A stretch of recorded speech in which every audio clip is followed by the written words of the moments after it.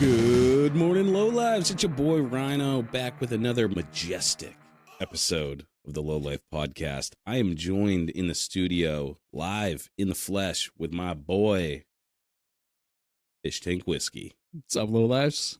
It's been a minute since you've been on the pod, dude. Yeah, it's been over a year. Over a year. So last time we had you on the pod, it was... You just finished up War Turkey? No. No, I had just done the faux hammer, the gray bike with the gold wheels. Yeah. So it's been a minute because I rode the hell out of that bike this past season. Yeah. So yeah, the War Turkey got an upgrade, right? I think. Yeah. New paint, new front end. Yeah. We did the new paint on the tank, and then that Springer that I picked up from you. Yeah. And just when you think a bike is done, it's never done. It can always be better. Could always be better, improved upon. Yeah. I mean, that's the fun of it. Yeah. I mean, it's nice because, like, you do something like that to a bike, like, you know, call it a facelift. Yeah. You know, it's like kind of like a new bike again. You know, it brings some excitement back into something that you haven't touched, you know. But that was your first Springer too, right? Yeah, that was my first Springer. How do you like it compared to hydraulic front end? I like it a lot. I like watching it move. It's pretty cool. Like when you're going down the road, because you don't really like see your hydraulic front end like compressing as you're like putting down the road. So it's kind of cool to see like the springs compress and stuff like that, and kind of undulates too. Yeah. It's not like even. It's not like straight up and down. It's like, yeah. It's got a lot of movement to it. I was intimidated at first because of just how much moving parts are on it. You know, you're always worried about like one of like the castle nuts backing off or something like that. But once you kind of like just stop worrying about it, like it's not that big of a deal. Like, you just kind of forget about it and hammer down the road. And the weight's not much really heavier than a hydraulic front end. So right. Well, yeah, filled with fluid. The castle nuts did back off that Springer for me. I know. I'm still running that same. But I put cotter pins in it and Loctite, and that fucking shit should never move again. No, it's not. I constantly watch them too. Like I'm always kind of like at every stop, I kind of like peer over my bars or like under my bars, just kind of like counting castle nuts, because I'm just like, the cotter pin's still in there. I'm comfortable, but I'm not like, you know, a little precaution. Yeah, actually, I think there is one that doesn't have a cotter pin in it. Because I got it at the hardware store. Yeah, it's not shallow enough. Yeah. It's too deep. It was too deep. So the castles like don't get low enough to put the pin through that hole. And I was like, yeah, I'll fucking fix that later. Yeah. I put a little like Sharpie dot on it. So if the Sharpie dot's facing me, I know it's not backed off. I look down and that Sharpie dot's moved at all, then I'm like, okay, gotta tighten it up. I do that, yeah. I do that only on the front end, but I compulsively look at it. Like whenever I on the wheel, I just put the little smiley. I do the little smiley faces pointing toward me. Yeah, I've done the smiley faces on the front ends before, and they never move. But I constantly look at them. It's kind of like when I'm riding and I'm constantly checking if my wallet's falling out. Yeah, it's never happened to me. I know. I do that with like my phone and stuff like that. And whenever like you come to a stop, I always just kind of do like a quick pocket check. All right, I got everything. I'm good. Yeah, dude. Because like if your bike's not rattling apart, like you're rattling apart. Something's falling off that fucking bike. Yeah. You have to make you have to give a fucking sacrifice to the road. Something. Once in a while, you need to lose something apart or wallet, passport. Yeah. Anything will satiate the road's hunger, you know, just as long as it was important to you for your safety. Hell yeah.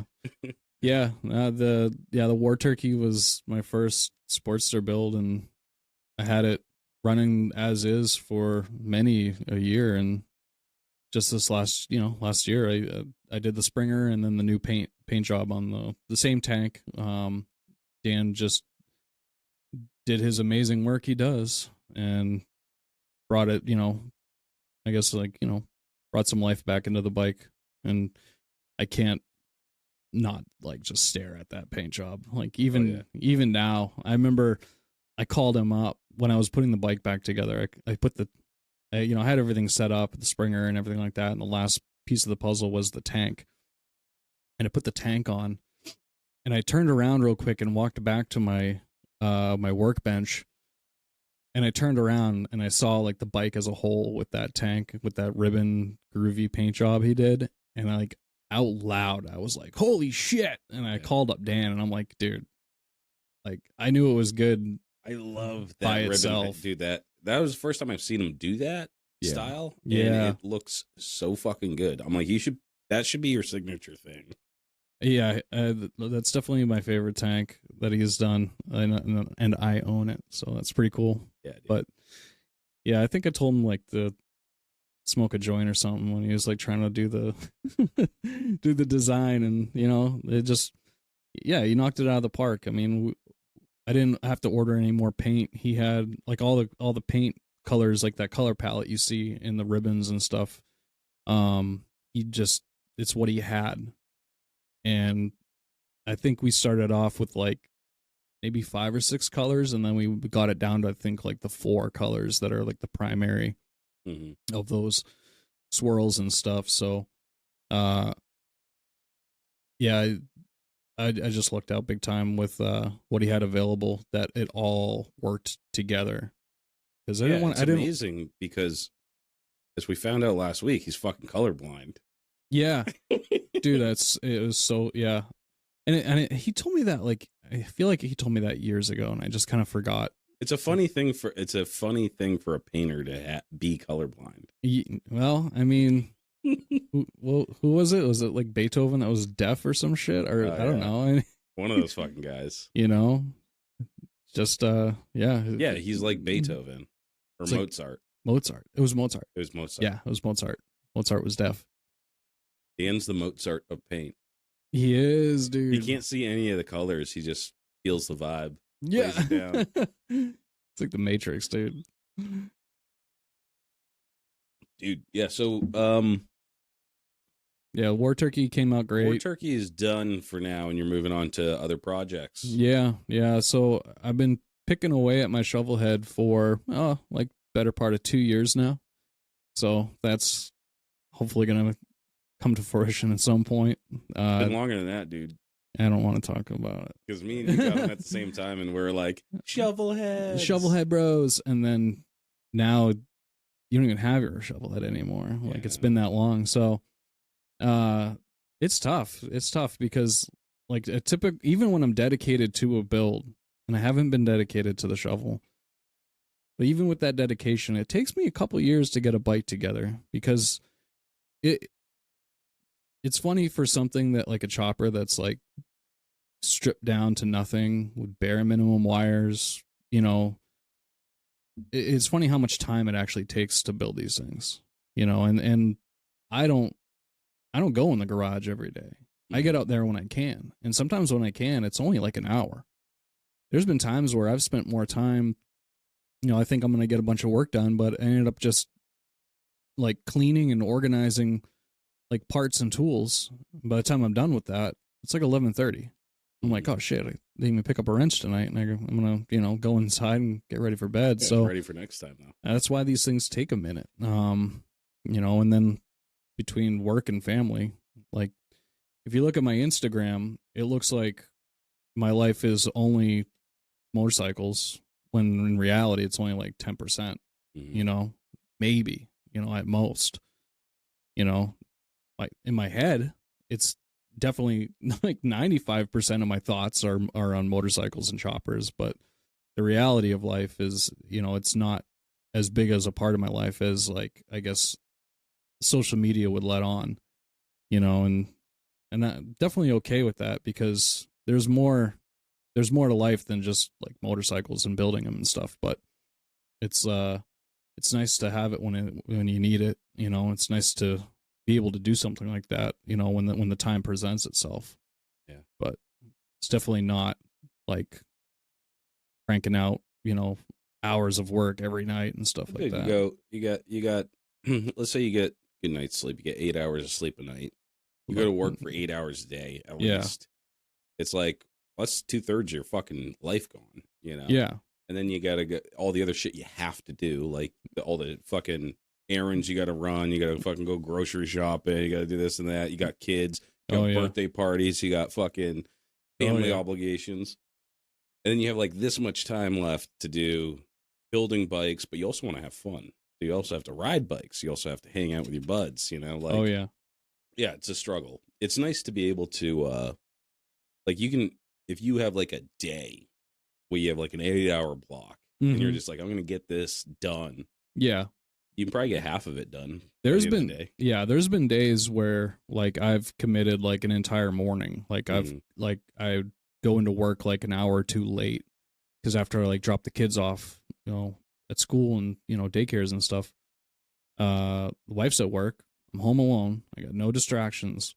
And it's now 8-9 o'clock in the morning, so I can make all the noise I want. I can run all the grinders, you know, like. Oh, right, yeah, because your garage is attached to that. Yeah, I have a condo with an attached garage, which is perfect. I do daydream about having like a standalone house where I like have a yard and I can like have a fire pit and mini bike track and all the good stuff that comes with it. But at the same time, like, I don't pay for my roof. I don't pay for my snow cleanup. I don't, you know, I don't have to lift a finger to mow my lawn. So, you know, there's got to take the crunchy with the smooth. Yeah. I remember when I bought the place, it wasn't exactly what I had in mind for a first house. And my boss kind of put it in perspective. He's like, dude, you're king of the castle now, man. He's like, you like to wrench on the bikes on the weekend and stuff? He's like, so do I. But on my day off, I spent the majority of the day like chopping wood and cleaning up sticks and raking my yard. And then I had to mow the front. By the time I was done, I didn't want to do shit, you know? And then I was like, it's true. Yeah, I do get some more garage time with the condo living. Yeah, dude, I haven't been wrenching on my bikes. I've been fucking on forums about how to install shit pipe. Yeah. You know? Yeah, I know. Like I was saying though, like if I'm not wrenching on a bike and I'm in the garage to clean up, reorganize. I can't wait until these next 2 bikes are done because I want to do a complete like overhaul. Not so much an overhaul, just like a gutting, like a sanitization of everything. Because like I get in that mindset of like, oh, I have this like coffee can full of washers, and I'm paranoid that if I throw out that coffee can or dump it in the scrap metal bin at the dump, one of those washers is going to be the washer I needed for like my shovel case or something. I'm just like, oh fuck.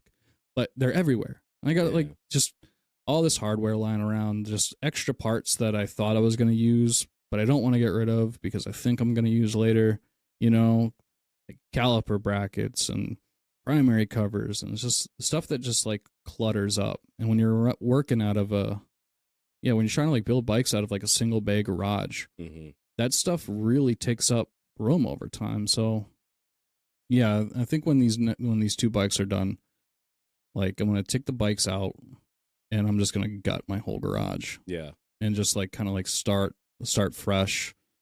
Because, you know, some of those parts have been sitting there like, you know, 3-4 years. I haven't touched them, but I'm terrified to get rid of them. Yeah, it happens too. Because I'm the type of dude, I throw it out. I'm like, dude, I haven't fucking touched this shit. I throw it in the garbage, dude. I threw out a perfectly working toaster out of my house because I didn't toast for a long time. Yeah. And as soon as you do it, like you have someone over and they're like, where's your fucking toaster? I know. You need it immediately after you throw it out. I didn't throw it out, but like we had one of those Keurig coffee makers, and we have a little single cup Mr. Coffee maker at home. And, you know, Kate brought this thing home and I thought it was cool because I've been thinking about getting one. Didn't use it, didn't touch it for a month. It just sat in the same spot. Took it to work and put a free sticker on it. Oh, there you go. Like, we're not going to use this. Like, we already make our iced coffees with this one machine. We don't need another coffee maker. Yeah. You know, but yeah, it just sat there for a month, you know, and like I said, I got parts that have been sitting for for years, you Yep. know, but God forbid you put it on Facebook, Oh my God. $30-$40, come take it. You know, no one wants it. Yeah. And then as soon as I like get rid of it, someone comes, hey man, you still have that fucking banana caliper? Yeah. No, I don't. It's gone. Yep. You know? Yeah. Having a clean garage, like, just puts you in the fucking mindset to get shit done. You know, like, Yeah. I can't get, dude, my garage right now is the worst it's ever been. Have you ever seen my garage look like that before? It's fucking everything everywhere. When you used to vapor home on the regular, and it was like your main gig, your main side gig, your garage was like pristine. Yeah, you could run a deli out of there. It was so sanitary. Oh, yeah. Like, it was crazy. That's how I like it. And I get really discouraged if I go in my garage and my workbench is just a fucking disaster, and like I gotta like scoop hardware and parts aside just to put my coffee down. Yeah. And it's like, fuck, like, you know, but as soon as I like clean up and organize, it just, you know, I'll work out there and then it's just a mess again. And, you know, but even putting in some elbow grease out in the garage just to kind of clean it up a little bit, like, can kind of put me in like a better mood. Oh yeah, dude, when all your tools are exactly where you need them, like they're put away, and you do a job and you're like, you just grab what you need, you know exactly. Dude, there's nothing more fucking frustrating than being like, where the fuck is that sock? You know, it's like, it's on my like welding table for some reason because I did something fucking stupid with it. It's like, it makes it not fun, you know. I like it. So I'm the same way, dude. I'll clean the garage first and then I'll dive into it. And then I'm also very messy when I work. So like, as soon as I do a job, it's fucked up again. Yeah. Yeah. But you start off with zero, and then, you know, like if you're working out there, it's going to get messy, but that's part of it. Yeah. You know, sockets and wrenches all over the place. Dude, some people, like, they don't give a fuck, dude. And you can't literally walk, you know, you're like stepping over shit. And it's like, how do you get anything done? Yeah. Sometimes my garage turns into like a catch-all for all the things in the house that aren't wanted. Bags of something, boxes of this or whatever. And it's like, well, I don't want to deal with it in the house. I'll just put it in the garage. And, you know, I'm guilty of doing it. My wife's guilty of doing it, you know. So I'm constantly battling that too, you know, and it's like one box out of place in the garage can turn it into like, I got to step over something now. And it can happen that quick. Like right now, it's like, not that it's a bad thing, but it's like all the Christmas presents. We got a lot of Christmas presents out there right now. It's really not taking up a lot of room. Hey, but you're ahead of the game, bro. My wife is ahead of the game. I am behind the game. I usually buy shit like the week of. Yeah. For everybody I know. Well, there's always like a few little gifts or here and there that we'll get at the last minute, but we wanted to. Well, especially my wife, she wanted to be on this like months ago, but money's tight, you know, things happen. So, but she's like the, she's the go-getter when it comes to all the Christmas stuff for the kids and stuff. She has like the lists all done out. Oh, fuck yeah, dude. Yeah, I'm not like that at all. I'm not built that way. I haven't thought about Christmas once. I think about it, and then like next thing I know, it's December 20th, and I'm like, holy shit. Yeah, dude, this is going to drop on fucking Black Friday. I know. Yeah, that's right. Happy Thanksgiving, everybody. Fish, what are you thankful for? I'm thankful for friendship and my family and choppers. Yeah. Was I supposed to say Jesus or something? Nice. No, okay. I'm thankful for choppers as well. Yeah. I'm thankful that God blessed me with a 12-inch cock. That sounds like a burden, actually. 12-inch cock. I wouldn't know what to do with the thing. Yeah. You'd have to get like special jeans made. I was going like to say, sheath. You're going to have to like tuck it. Yeah. Yeah. Yeah. Or, I mean, it would have to be pretty much 12 inches flaccid because to get that thing erect, dude. Like you would lose all the blood. Your like left arm would go numb. I was gonna say your toes go numb. Yeah, you'd like fucking pass out, get a head rush. Your blood pressure goes through the roof. That's too big. Too beaucoup. Too beaucoup. Yeah. Yeah. I wish I had those problems. Yeah, I don't know, dude. I'd have I think if it was 12 inches, 12 a foot long, I think I have a different attitude about things. A little more cocky, would you say? Yeah. But no, I have plenty of blood in my system. The other thing I was going to ask you about was the lime time. Yeah. That's a big project that you undertook. So that was your first chopper, your Triumph chopper. Yep. Is getting a complete fucking overhaul. Right down to the frame and then back up again. So that project started off as me wanting to replace the rear fender. And then I thought that was it. I was like, I want to run a narrower fender on this bike.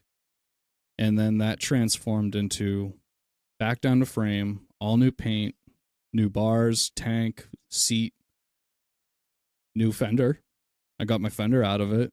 And then a new sissy, well, I actually never had a sissy bar. And that's what I was really kind of leaning towards with the new fender was doing a sissy bar for it. Because when I first put that bike together, I didn't like sissy bars. I thought they were like cheesy as fuck. Really? Yeah, I didn't like them. I thought they were kind of like gaudy and dumb. And, you know. Live and learn. Well, over time, I realized that a sissy bar is really another, like, I don't know how to put it. It's like another focal point for a chopper of like creativity and uniqueness. Like you can make a sissy bar be plain Jane if that's what the vibe of the bike is, or you can have a sissy bar that, you know, has a little bit more to it, you know, to add to the bike build. You know, it could be the focal point of the bike. Like, yeah, it absolutely people could put be like stained glass in it, or yeah. So when I realized that the sissy bar was, you know, was something to be, you know, used as like another outlet for creativity, you know, that coupled with the utilitarian aspect of it, being able to strap backpacks to it or something like that if you're going out for a weekend or something, you know, that's when I really started liking sissy bars. And I want to say it happened really quick. Like I don't know, like the catalyst for it or when it happened, but all of a sudden I just woke up one day and I was like, sissy bars are the shit. And I want every bike that I build to have a sissy bar. Yeah, it's funny too because it doesn't have like another name. I've never heard anybody call it like a backrest or a fucking passenger. Yeah. Like it's a sissy bar. Sissy bar. Yeah. Because only sissies need it, you know, if they're riding on the road or whatever. If you have a chopper, it's like, how do you fucking transport shit? Like you get a 12-pack or a fucking, if you have to, I like the look of like no sissy bar too. Some bikes look great without They look them. awesome. I'm not saying every bike has them, it but looks like you're going to slide right off the back. But also, it's like, hey, strap shit down. For my bikes now, like any bikes in the future, there's going to be some level of a sissy bar because it's part of my little like check the block of like what I want my chopper to have. But yeah, being able to strap stuff to it is nice. And then, you know, if you have a passenger. If you have a passenger, well, no one rides on the back of my bikes except my wife, and my wife will not get on a rigid. So I don't even have passenger pegs on my shit. So anything in the form of a rear seat is just there for like aesthetics, basically. Dude, those girls that get on the back of those sport bikes, no sissy bar, obviously. Yeah, that's fucking nuts, dude. And yeah, usually it's like tits against back, leaned on their man. But I've seen them riding down the road hauling ass. Like these girls are just hanging on for dear life. It scares the shit out of me, but they're having a blast. And I know they are. I used to have trust your man, I guess. I used to have sport bikes when I first got into bikes. Well, when I first got my first bike, so I'll say. Been into bikes since I was like, you know, it's like a crawl. A wee boy. A wee boy. I grew up around like the Harley people. Who was it? A family thing? Yeah, I would say probably, you know, my mom, she grew up running around on Ironheads, and she crashed hers, and that was it for her. She stopped riding, but fuck. Her boyfriend that I grew up calling dad for, like, you know, probably the first 10 years of my life, he had a Harley. All his friends had Harleys. We lived in Raymond, New Hampshire, which is like very densely like biker populated. Like the whole Raymond, Epping, basically all that area in New Hampshire out towards the seacoast. There's like probably more riders out there per capita than anywhere else in the state. Oh shit.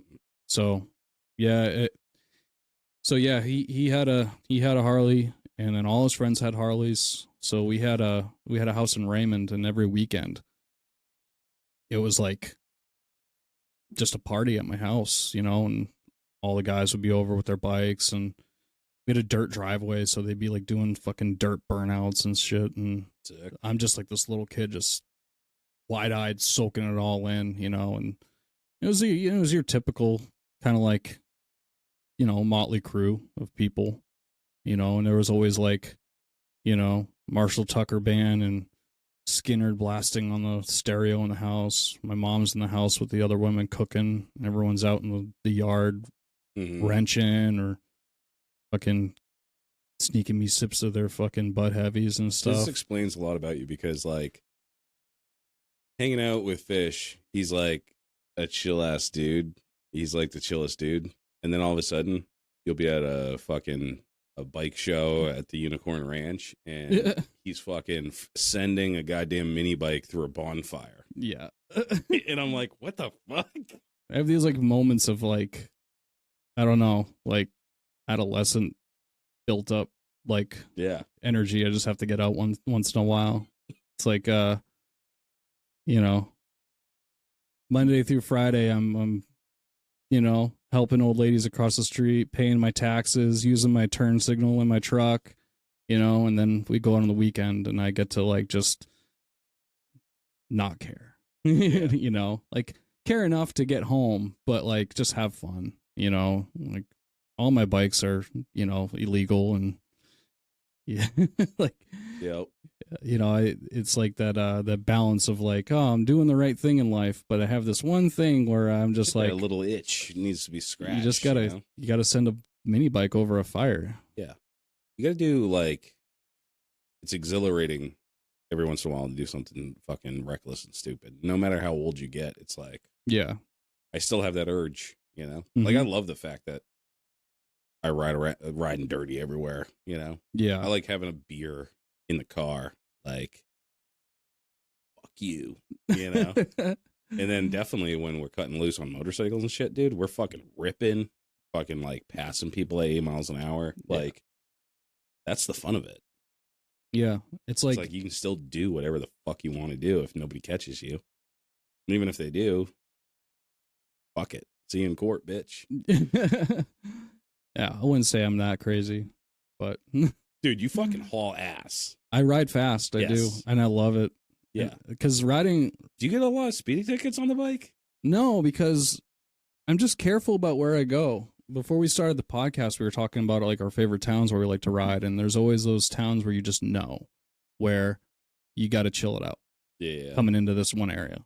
Like you know, if anyone really took out the book, if I ever got pulled over and someone took out the book on my bike, they'd realize like, wow, like this thing does not meet any safety standards of like, you know, there's no inspection sticker, no front brake, no turn signal. I mean, the way a chopper should be.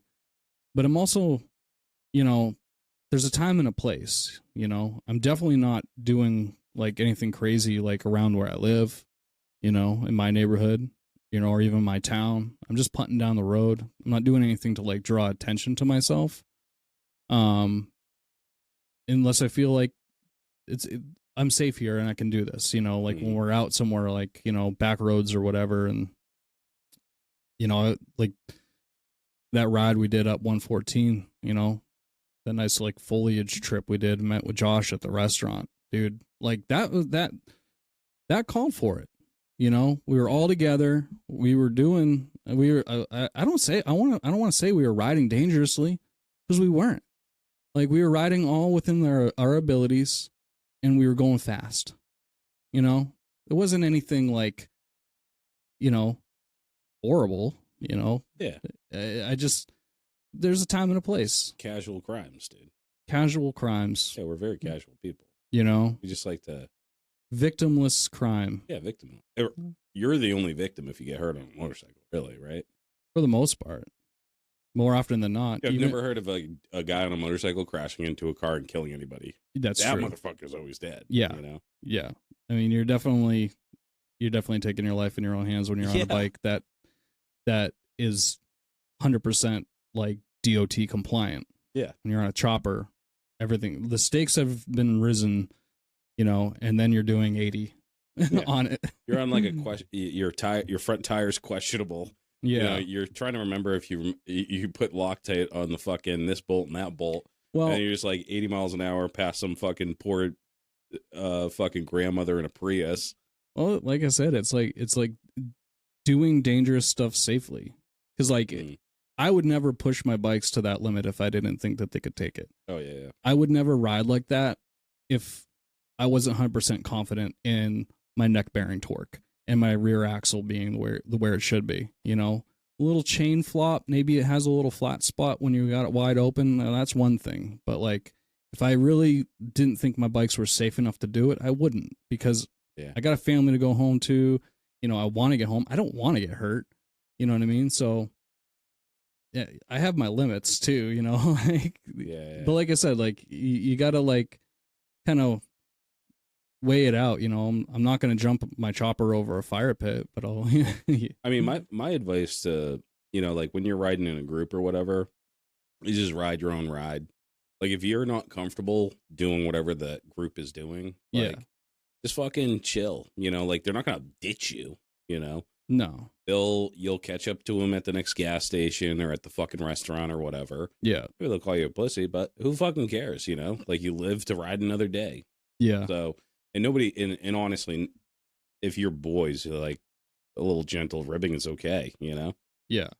But it is fun to fucking go out and tear it up with dudes that just don't give a fuck. Like, it's fun to fucking ride fast down windy back roads and shit. Yeah. Like, on sketchy ass jobbers, fucking exhilarating. You know? It is exhilarating. I remember one time I was leaving work, and I was leaving work at the same time my boss was leaving. And he had this like hopped up SNS Evo FXR. And this bike was pretty fucking nice. Dude, that's the dangerous thing, is riding with dudes with actually nice bikes. Yeah. On a chopper.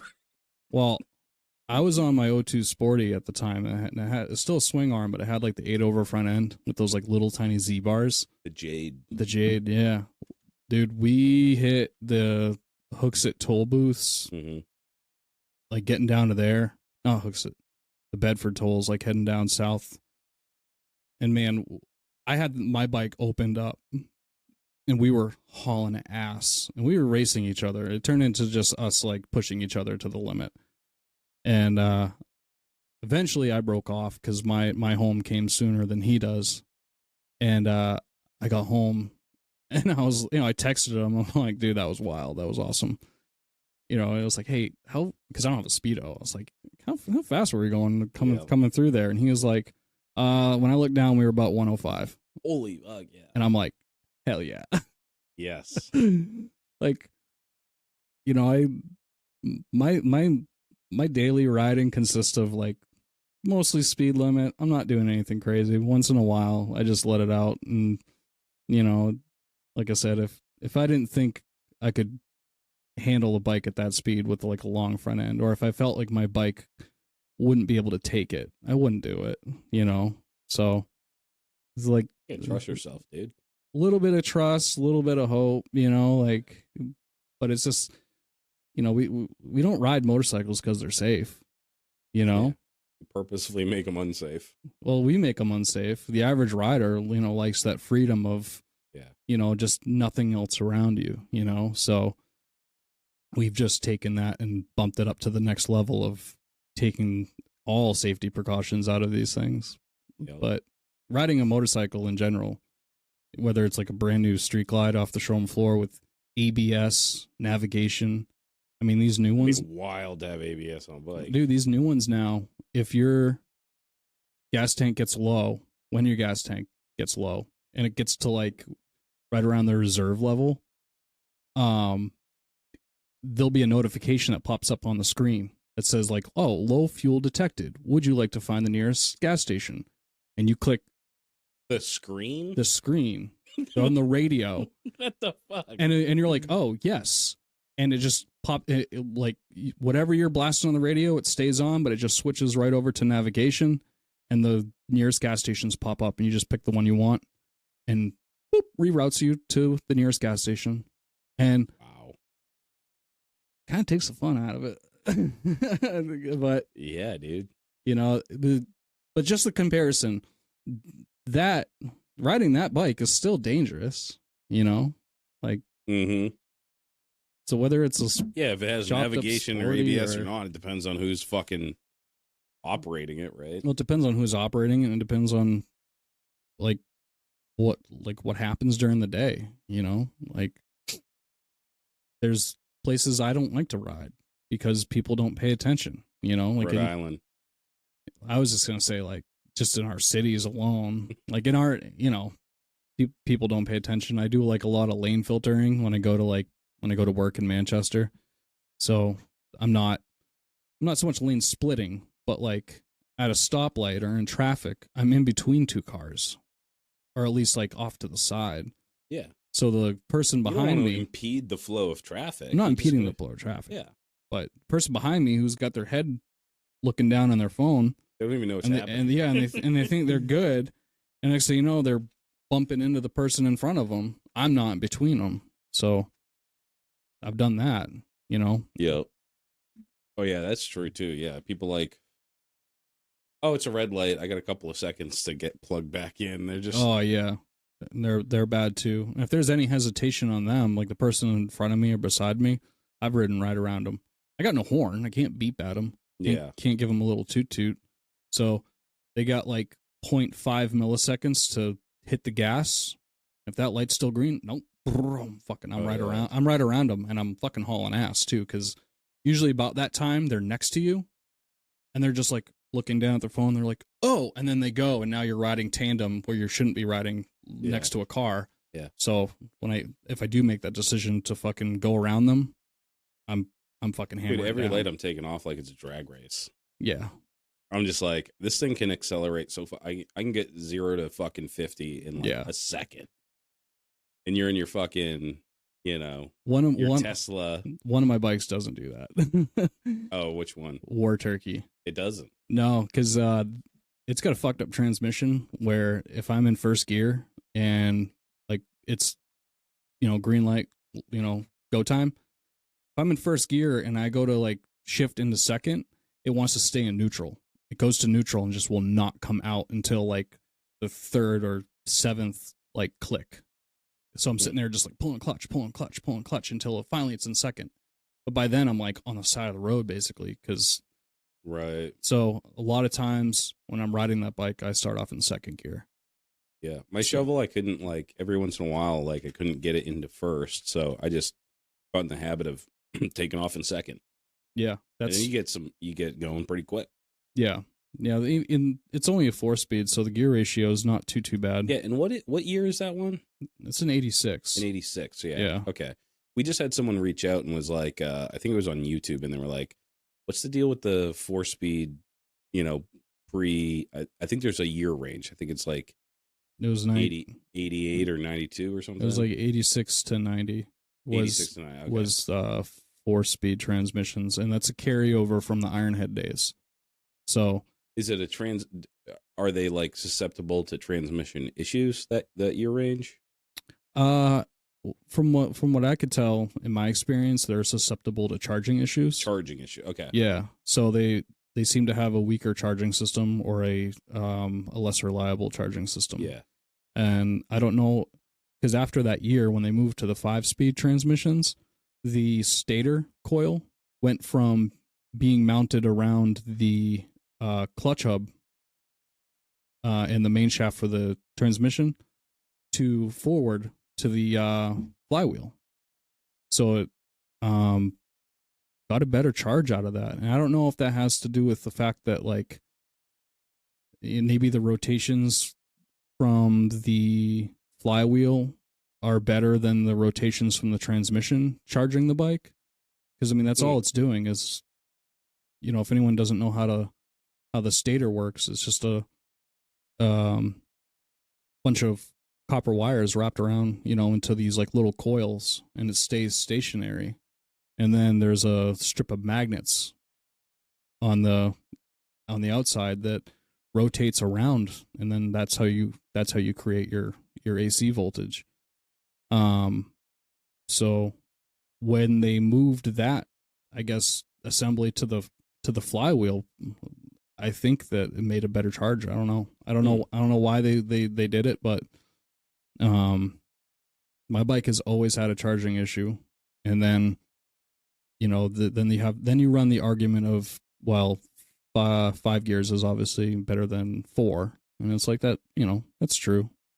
I think I've heard some people say on the contrary to that it doesn't matter because the 5th gear is the same gear ratio as your 4th gear. So it's just the 2nd and 3rd gear ratios. You don't really have like a lot of wiggle room, and that's how I've been told. But I definitely noticed a difference when I'm in 5th gear versus like my 4-speed, like my 5-speed versus my 4-speed. It just seems to handle, you know, lower RPMs at highway speed better. You know, even though I've read and I've been told that 4th gear ratio is the same as 5th gear ratio. It's just that your in between gears are just ratioed out differently. But I don't think it really matters. It's fucking nerd shit. Fucking math, dude. I hate when I'm riding and I'm like behind someone and I can't pass them.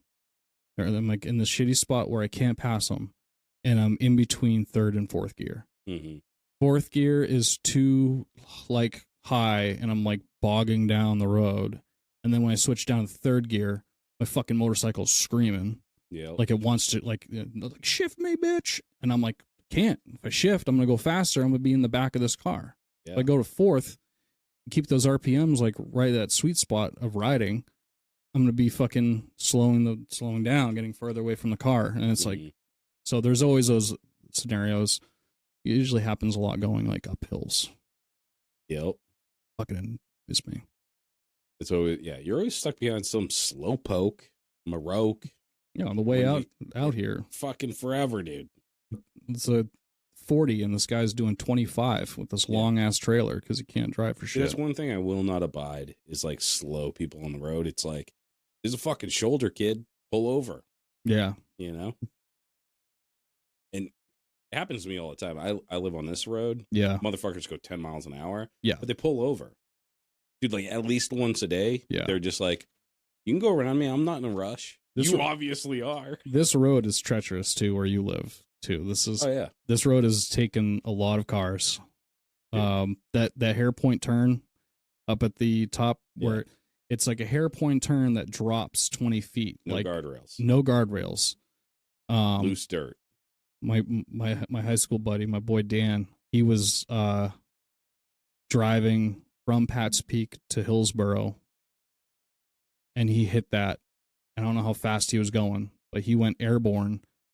He wrapped his Chevy Beretta around one of the trees. A Beretta, dog. Around one of the trees off the road.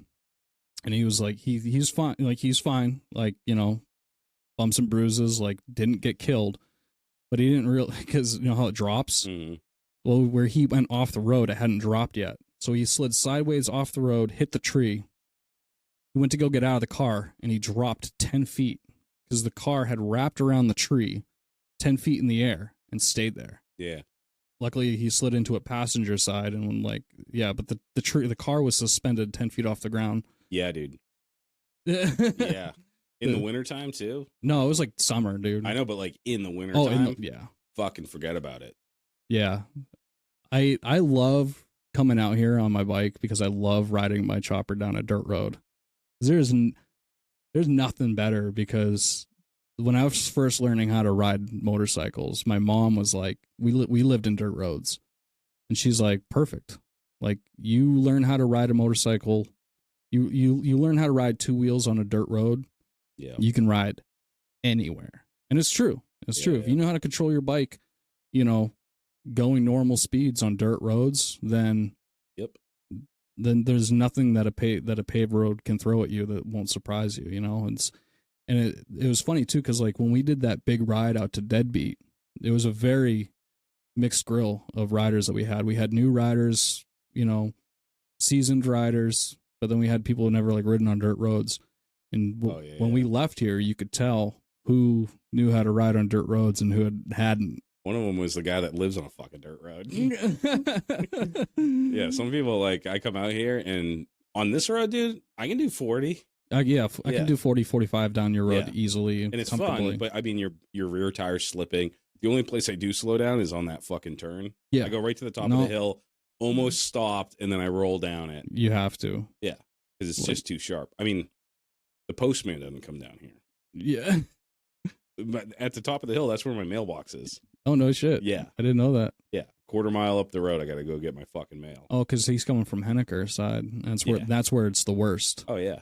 And I've seen cars out there. But then the other thing is, anywhere along the road is drainage ditches. And like right across from my driveway, dude. It's like a 4-foot drop into a drainage ditch. Yeah. That's where Lex went down, dude. He was coming to my house to meet me for Deadbeat like 2 years ago. Yeah. And it was raining like a motherfucker. And he went right into the ditch. It's easy.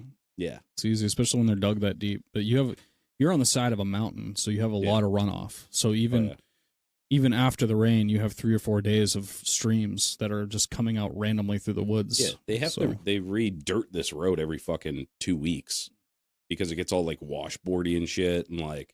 But it's fun when you're ripping down the road and there's a huge dust cloud behind you, like fucking Dukes of Hazzard, Yeah, yeah. It is kind of fun to have that, like, that Duke Boys look, know. Oh yeah. But sucks for the person who's behind you. Oh yeah. Sucks to have a car, dude. Sucks to have a black car on a dirt road. Yeah. Try getting a fucking car wash, and then you pull into your you just go get a car wash, you get like the fucking Hillsborough special. And then you come home and it's all just covered in fucking dirt again. Oh yeah. But dirt road living, it's good. Oh yeah, it's where I grew up. Yeah, that's why I do the knobby tires, the Bajas. I love those fucking tires, dude. I've had them on the last 2 bikes. I love the look of Bajas on a rigid chop. Oh yeah, it's got that, like, they're so mean looking. Walking Dead kind of, Exactly, yeah. Post-apocalyptic shit. Yeah. It's like, oh, this thing can go fucking anywhere. Yeah, it can go on trails, run over zombies. That's what I loved at the beginning of that series was that dude Daryl who was on that Triumph chopper. Oh, yeah. Yeah. Yeah. Was it a Triumph? It was a Triumph. It was a Triumph chop with the Nazi SS logo on the side of the tank. That they did not. I'm surprised they fucking went forward with that shit. So I watch his show, Ride with Norman Reedus. Have you ever watched any of that? Dude, it's a fucking cool show. So he's a motorcycle enthusiast, like, to the bone. And I think it was on his show he was talking about that motorcycle, that Triumph chop. And I guess the story goes is when they were getting the show together and they were looking for the vehicles, like Craigslist, they found this Triumph chopper down south that had it was ready to go, ready to kick over, and they were like, this looks like a motorcycle that this character would ride, and the SS logo is right on the side, and it kind of fit too, because if you've watched the show, him and his brother were not savory characters by any means. They were like, okay. Yeah, so it played into their character a little bit, but the balls of those producers to continue with that logo on the side of the tank. But it worked well. He's still everyone's favorite character from that show. Like, yeah, his character development obviously got better over time, but they softened him up. it was cool to see like a Triumph chopper like on the silver screen, so to speak. Because I mean that the Triumph chopper was my first chopper, Yeah. and the Nazi thing is like one of the big divide. Like some people, it's you're either in or you're out. Like there's some dudes that are just like fuck it, it's fine, and then other dudes that are like absolutely fucking no way. I think it was meant back in like the 60s and shit. It was just meant to shock people. Like the majority of people that ran like swastikas and shit, like it was just meant to fucking upset people on purpose. Like half of those guys were fucking veterans from fucking World War II in Korea. Themselves. That's what they say is like a lot of them were like trophies for killing Nazis. Trophies. Like, you can get behind that. Yeah, but now it just means one thing. It doesn't mean there's no gray area to it anymore. If you've got like the SS logo or like a swastika on something, like it people just, it means one thing to them, and it's kind of intended what it was supposed to be in the beginning. Yeah. You got a lot of people who get bent out of shape really easy, and then some people who are like, oh, that's not cool. Well, anyway, let's move on with life. Yeah. So, anyways, there's always gonna like, yeah, you're never gonna completely sanitize society from like true bigotry. Yeah, you could just be like, not my cup of tea, but none of my beeswax. Yeah, yeah. I wouldn't personally do it, but no, because I would never run it. I would never run anything with a swastika or an SS logo on it because it does mean something that's bad now. Like whether, you could, oh no, it meant like, good luck and blah, blah, blah, like for the Hindus and stuff. And they still have like swastika, emblems on their stuff, if you go to like India and shit. And it's like, well, that's nice, but we know why someone here has one. And it's not because of that. So I just don't fuck with it because it only just means one thing, really. Like, yeah, I just don't want I don't want to have to fucking explain myself. Some people are like antagonistic though, so they'll put shit like that on. Yeah. Just so they can have that conversation. I'd rather not. Just to ruffle feathers. Like, I don't fucking care if you have it on your shit or not. Like, I think it's stupid to like boast about it now, like in the year 2020, almost 25. Like you're gonna have like a Nazi armband on your thing and parade down the street. Be like, you don't even know what you're fucking talking about. Yeah. Like you really don't understand like what you're you think you're standing for. Yeah. I can't think of anybody that's more universally hated than the Nazis. No. But then again, like that term Nazi has been used and used, watered down. It's lost its shock value. You got to get off the internet. If you hear the word dude, like in my life, I don't hear the word Nazi at all. Nobody calls me a Nazi. I don't hear it. Get the fuck off Facebook. Get the fuck out of the like you shouldn't be being called that or calling anybody that. Yeah. I think it's just the playing card that people have now when someone disagrees with them about something. Oh yeah. Like, it's just because you're a Nazi, or you're racist, or you're something horrible that really is not the case. It's just that you like to go to this extreme to try and win this conversation. Yeah. That's what it's kind of like lost its like luster. It doesn't have much of an impact anymore. But yeah, we could go on forever about that one. Woo. I prefer not to. And I prefer not to. So, yeah, Lime Time was kind of a cool build. So, what do you?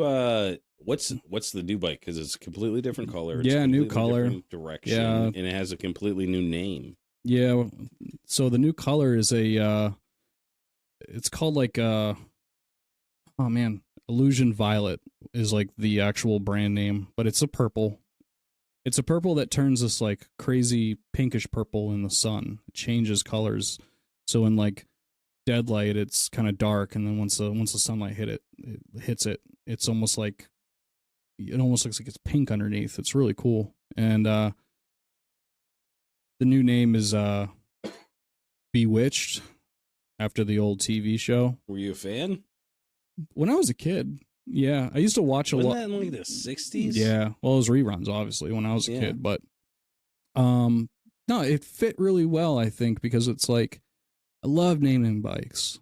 I think it's cool to name a bike, because like people name ships, and people have like names for their like favorite car, like naming a chopper, I think, is kind of special. And Lime Time was the name given to it by actually the old podcast, because that was the color name. Oh, really? And people just started calling it Lime Time. So I was like, oh, that's what's called. Oh, you didn't name it? No, I didn't name it. I think Reese actually coined the name Lime Time. No shit. Just so he had something to reference to. Huh. Like, oh yeah, you were riding Lime Time, and that's how it just started. This time around, I named it Bewitched because of the kind of the purple color. Purple is always associated with Halloween, and witches' hats are always kind of purple or something. So Bewitched is kind of cool because it's a show that took place in Salem, Mass. Like the old black and white show. So I thought it was very fitting, and that's one of those things, like the naming thing. There's dudes that are firmly in the naming camp, and then there's guys that are not. Yeah. Now, I've never named a bike. Yeah. But I think it's cool. I probably should, but I don't know. It seems weird to me. I don't know why. Yeah. It feels goofy. It feels goofy. It feels like silly when like something that you don't want to make silly, because we care so much about these bikes. So you don't want it to like, you don't want to give it like a, this idea that it's like something like not cool. But you also you kind of have to give it a name, like you have to refer to it as something. So I'm always just like, oh yeah, my Sporty, or oh, my Shovel Head, or something, like, or the Softail. But then it's just a point in time reference type of thing, because now I have another Sporty. And it's like, well, I've had 3 other Sporties before this too. And like, I can't tell the difference unless you have a name. You have to have like a proper noun. That's true. Yeah. So I should probably start. Never too late. But it's, like, Dan's one of the guys. He's like, oh, the Gypsy Witch. You know exactly what motorcycle he's talking about. Yeah, exactly. And probably which iteration, because now, like, you have Lime Time, and then you have this new bike. It's the same bike. Yeah. But it's not, really. Yeah. It's like that, what was that, like, that old paradox, like a ship thing. Like, how many, if you replace every part of the ship, is it still the same ship? Yeah. That's always been the thing with motorcycles, because if you got, let's say I had like an 81 shovel, right? Like my 81 FX, right? Now let's say I chop the frame and I pull the motor and the trans. Let's say I put like a Baker 6-speed transmission in that, or like a Baker 5-speed. And then I put in an S&S crate motor that fucking, makes fucking crazy power and shit like that. And then my wheels came off lowbrow, my tubes came off, another site. This person made my seat, my handlebars came off, Deadbeat Customs. The only thing that really makes that really an 81 Wide Glide anymore, or an 81 FX or whatever you're running, is the VIN. Yeah. There's nothing original about the bike. So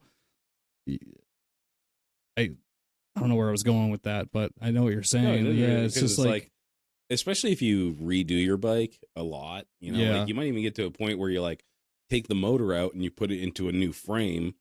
Yeah. And you lose that VIN, and then you blow your motor up. You replace the motor. It's like, is it the same? It's not the same bike anymore. It's really not. Yeah. It's really not. But through some weird transformation, loopholes, it's still a 1970 something. Yeah. But that bike will always, the Triumph will always be like the same bike to me. It's just going to be in a different form. How was it like? Because that being your first build and, you know, having so much ride time with it and all that, like, did it hurt a little bit to start ripping her apart? Not so much like it, you know, at the end, because by the end it was like, oh, it's easy for me to keep cutting this thing up. Yeah. I think it was difficult at first, because that was my, that was like that bike was like my learning curve into choppers and stuff like that. So, and then building it with my old friend Kevin, I didn't have an iPhone at the time when I built that bike. So actually I took all the build photos of that are with a disposable camera. And I had to go get them developed at Walmart. How old are you?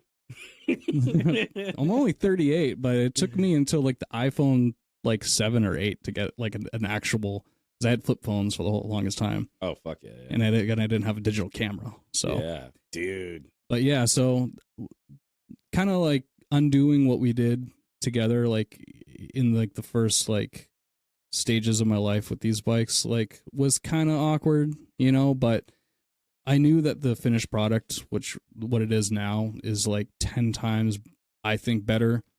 Because you've got so much more fucking experience. Yeah, like what I look for in a motorcycle or in a chopper build has definitely like grown over time, and a lot of it's going to show in like the before and after of this bike. So this bike was like my first rigid, first time ever doing anything chop, so now it's like this bike is kind of like another first for me, because I started to weld for myself this time. So I never welded up my own stuff before. I always had friends who had welders and who were better at it than me. So a lot of my fabrication went out. I don't say a lot, but all of it. Mm-hmm. And I picked up a welder in hopes that I would kind of like get over that intimidation and that fear of like hot metal and electricity, and what if I fuck it up? I don't want to hurt myself. I don't want to fucking burn my house down.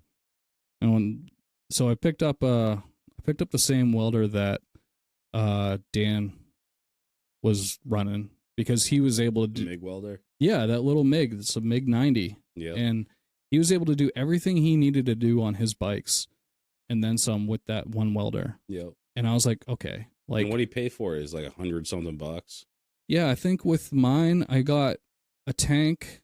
I got my own tank, a helmet, and the welder, which the welder comes with everything, including like a starting spool of wire. And I think my cart was like $300.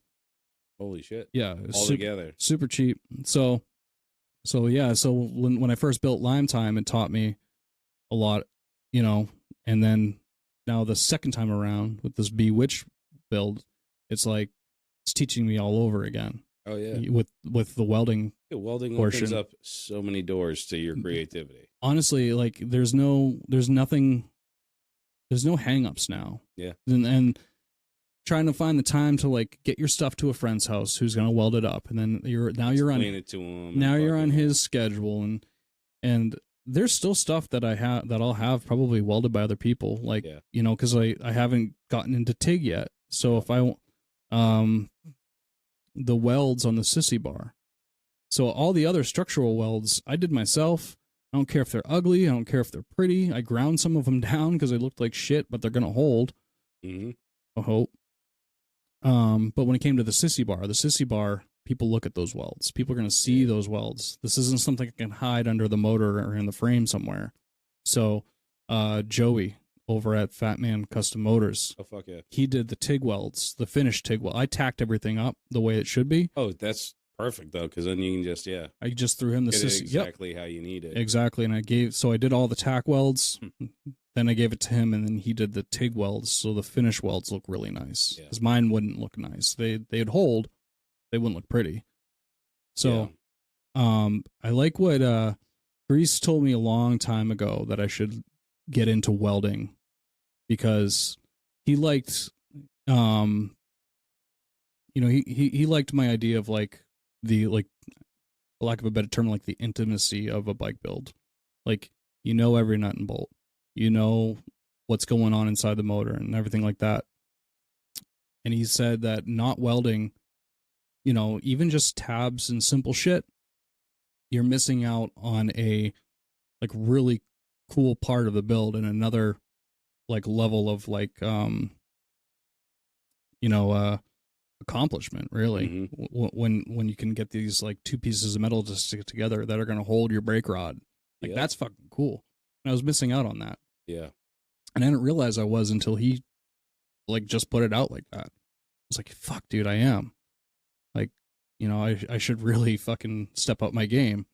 And then, and then seeing what Dan did with his little welder, I was like, I'll just get that same welder. And seeing what you do with Tig and Mig, I was like, these guys, I say these guys, like my friends, they're fucking, one step above me with some of this shit. So I really got to step up my game. Not for the sake of like, our friendship or anything. Like, you guys would never give me shit for not like welding something, but for myself, and it just unlocks infinite possibilities. Like, once you're able to make your own parts, yeah, like that's the coolest thing. Cause then you can make something that's nobody else has. Nobody else has. And it solves a problem that you had on your specific build. Yeah. And what I liked about it is I saved so much time of just running around. I didn't have to bring my frame anywhere. And now I'm not on someone else's time. I'm on my own time. I'll weld it when I can, like that was cool. That was like something else. And then obviously once the metal's cool, you kind of step back and you're like, holy shit, I did that. Yep. It's fucking cool. Yeah. It's a good feeling. Oh yeah. It's a good feeling. Especially when you get it right. It sucks when you get it wrong. And then you realize how fucking how good you are at welding when you have to grind something off and you're like, what the fuck? Yeah. I know. I was like, there was a couple times where I did have to grind away, and even my tack welds had penetrated deep, and I was like, holy shit.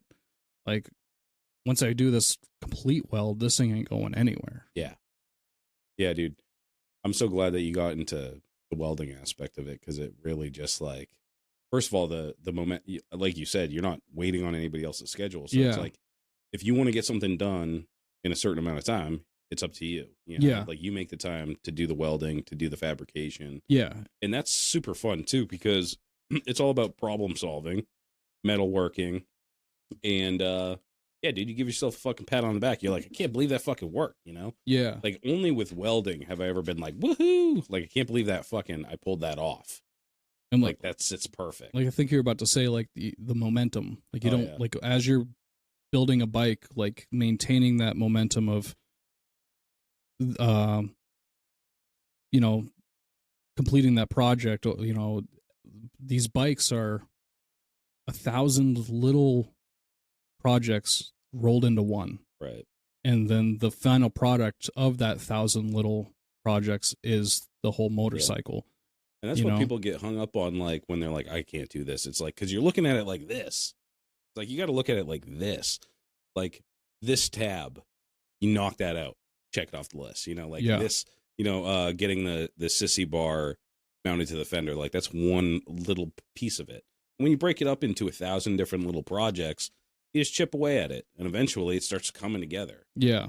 I love that moment where, you're focusing on these little like projects so deeply, whether it's like making the axle spacers and getting, the forks together, eventually, like, it's just like you're looking at the motorcycle like this close, because all these little projects take that hyperfixation to complete. And then one day you just go out in the garage and you're like, holy fuck, there's a motorcycle in here. Yeah. How's it gonna, like, what do I gotta do? Oh my God, I'm at plumbing and wiring. Yep. I have a bike. Yeah. Like, you just become so focused on those smaller little projects that that's my favorite part of the build, is where all of a sudden you come out and there's a motorcycle there. Yeah. And it doesn't look like 1,000 little projects. It looks like a completed bike. That's a cool feeling, because you know what that bike looks like to be bare bones down to frame. Yep. And now here it is leaning on its kickstand, and you're down to oil lines and timing. Like, that's a cool feeling. Yeah. Or just like, got to send it out for paint, you know, or got to fucking paint this fucking thing. Or even after paint, you know, getting it back from color is like really exciting. But, you know. Yeah. And my experience has been, it's like, it doesn't really matter which fucking order you do it in. It's just like, whatever you want to get it, you know, like, obviously certain things are dependent on other things. But like when you first start off, it's like, you could do the sissy bar first if you want. You know? Can, yeah. You can do whatever you want. Some things take an order. Yeah. Like, you know, you can't get your fender space, like, you know, for a shovel, for example. Like, on a shovel, you can't pick out, you can't mount and, like, figure out where your fender is going to be, really, until you know how far away your tire is going to be with your chain to your transmission. You're going to run. And then you got to make sure that transmission is lined up with the motor. Yeah. You know, so, like, there's some things that you do kind of have to go in a little bit of an order because one thing relies on the other. Yeah. But one thing, you mentioned the spacing of the transmission was one of the things that I did probably the most, like, research on, and found out that it's one of the easiest things to do on a shovel head is get the fucking transmission spacing right. Dude, it wasn't, maybe I just got lucky, but, like, it was like when I finally went to go do it, it's just like, it just fucking goes in one way. You got to muscle it in, and there's a way to do that. But it was one of those things where, like, you know, some people are, like, super critical about their wheel spacers and super critical about certain things. For the most part. Yeah. One of those things is, like, transmission alignment, you know, and it's just like, you just dump that fucker in there. Yeah. It fucking worked out fine, you know? Yeah, you can either make, like, you can either have it running like a Swiss watch. Yeah. Or you could have it running like a Timex watch, and they're both going to run. With Indiglow. Yeah, with Indiglow, dude. Yeah, I kept my inner primary when I was doing my transmission spacing. Mm-hmm. So I just mount, because I'm running an open primary on my shovel. Mm-hmm. So they're, you know, to get that spacing right, I just remounted my inner primary to the motor and then bolted my transmission to the inner primary, because that's how it was stock. Yeah. So that spacing and that alignment. So at that point, when I bolted my transmission to the inner primary, that's when I tightened down my transmission bolts.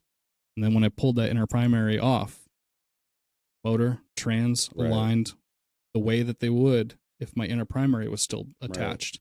And then I did my chain to my tire, and then where my fender was going to be. Yeah. So I still, of all the parts that I got rid of from my shovel, I kept my inner primary in case I ever have to do my shovel or my transmission alignment again. Because I'll just reuse that as like a jig, basically. Yeah.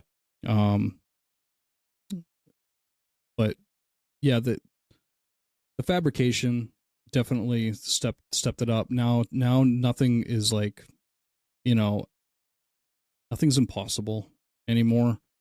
And and it's nice too, because, like, if I do fuck it up and I really can't get out of it, I know so many people who can fabricate, you know, like, you know, between you and Dan, it's just like, you know, fucking Alex Lang, you know, all these motherfuckers have welders. Well, also, I mean, all done it that's before. the thing is, like, dude, people hit me about welding advice all the time. And I'm like, I ain't no fucking welder, dude.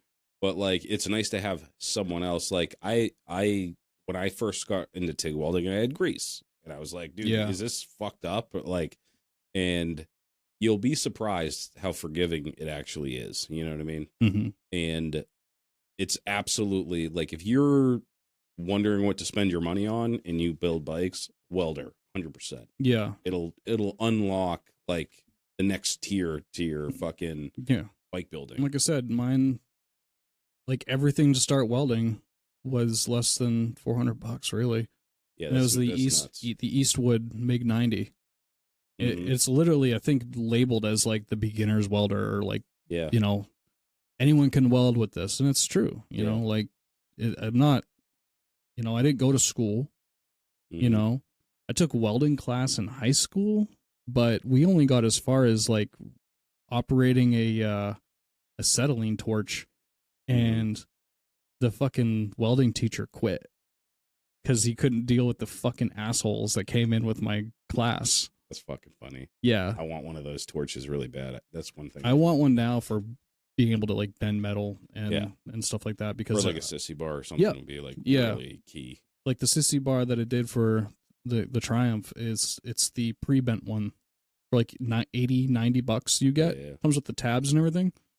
All I did is I just welded in one of those Prism Supply taillights, and then the old actually the license plate bracket that was on Lime Time, I chopped that all up and I just used one strip of it and welded it to the sissy bar, and that's how the plate gets mounted. You know, dude.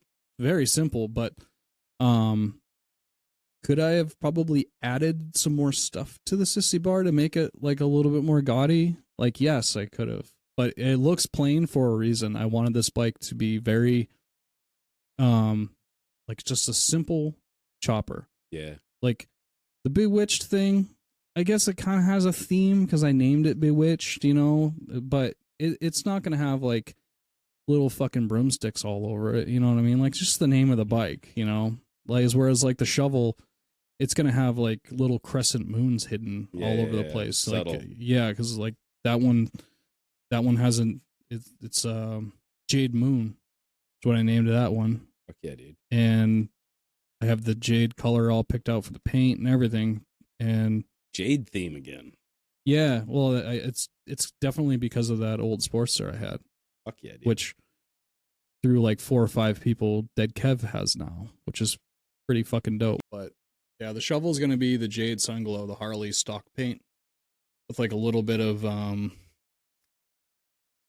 talking to Dan, kind of doing like a little bit of like darker spots here and there, you know, like and then like the nooks and crannies of like where the frame is and stuff, kind of having it like a deeper, you know, color. Yeah. And then like along the frame rails and stuff kind of like lighten up. So I haven't even ordered the paint yet, but I know I can still get the paint, which is nice. But yeah, so the Triumph is going to be real like kind of like that 60s kind of look, you know, with the ape hangers and stuff like that. Oh, fuck yeah. And then anything that a rattle can painted black in the past, I've gotten redone in the Super Chrome powder coat. So it's going to be that purple on chrome look. It's fucking sick, dude. I love that Super Chrome. It's kind of a cool finish because it doesn't come out looking like true chrome. It comes out looking more like polished nickel. Have you ever seen that? Or even like really good polished aluminum. That's how it comes out. So the brake drums and everything like that's going to be all chromed up, and I think it's going to be nice. The only thing that's going to be, I think, the only black parts left on it, I think, are the hubs, which are essentially the wheel drums. Mm-hmm. Just because I didn't want to delace my wheels, because that is a fucking bitch. Dude, I did a bunch of powder coating on different brackets and stuff on the shovel head. And if it's a bracket and it's kind of like on the transmit, I had a transmission bracket for my, what was it? I had some mids on there. I didn't end up running it, but looks good. Yeah. If you're standing there looking at a bike, looks like fucking metal. I know. There was one of the ride-in last year at La Espada. One of the bikes that rode in when we were all out. I think we were all outside with the gold chrome frame. That's super chrome powder coat. Yeah. I like it. So it's reflective enough to like have like a mirror image, but it's kind of dulled down.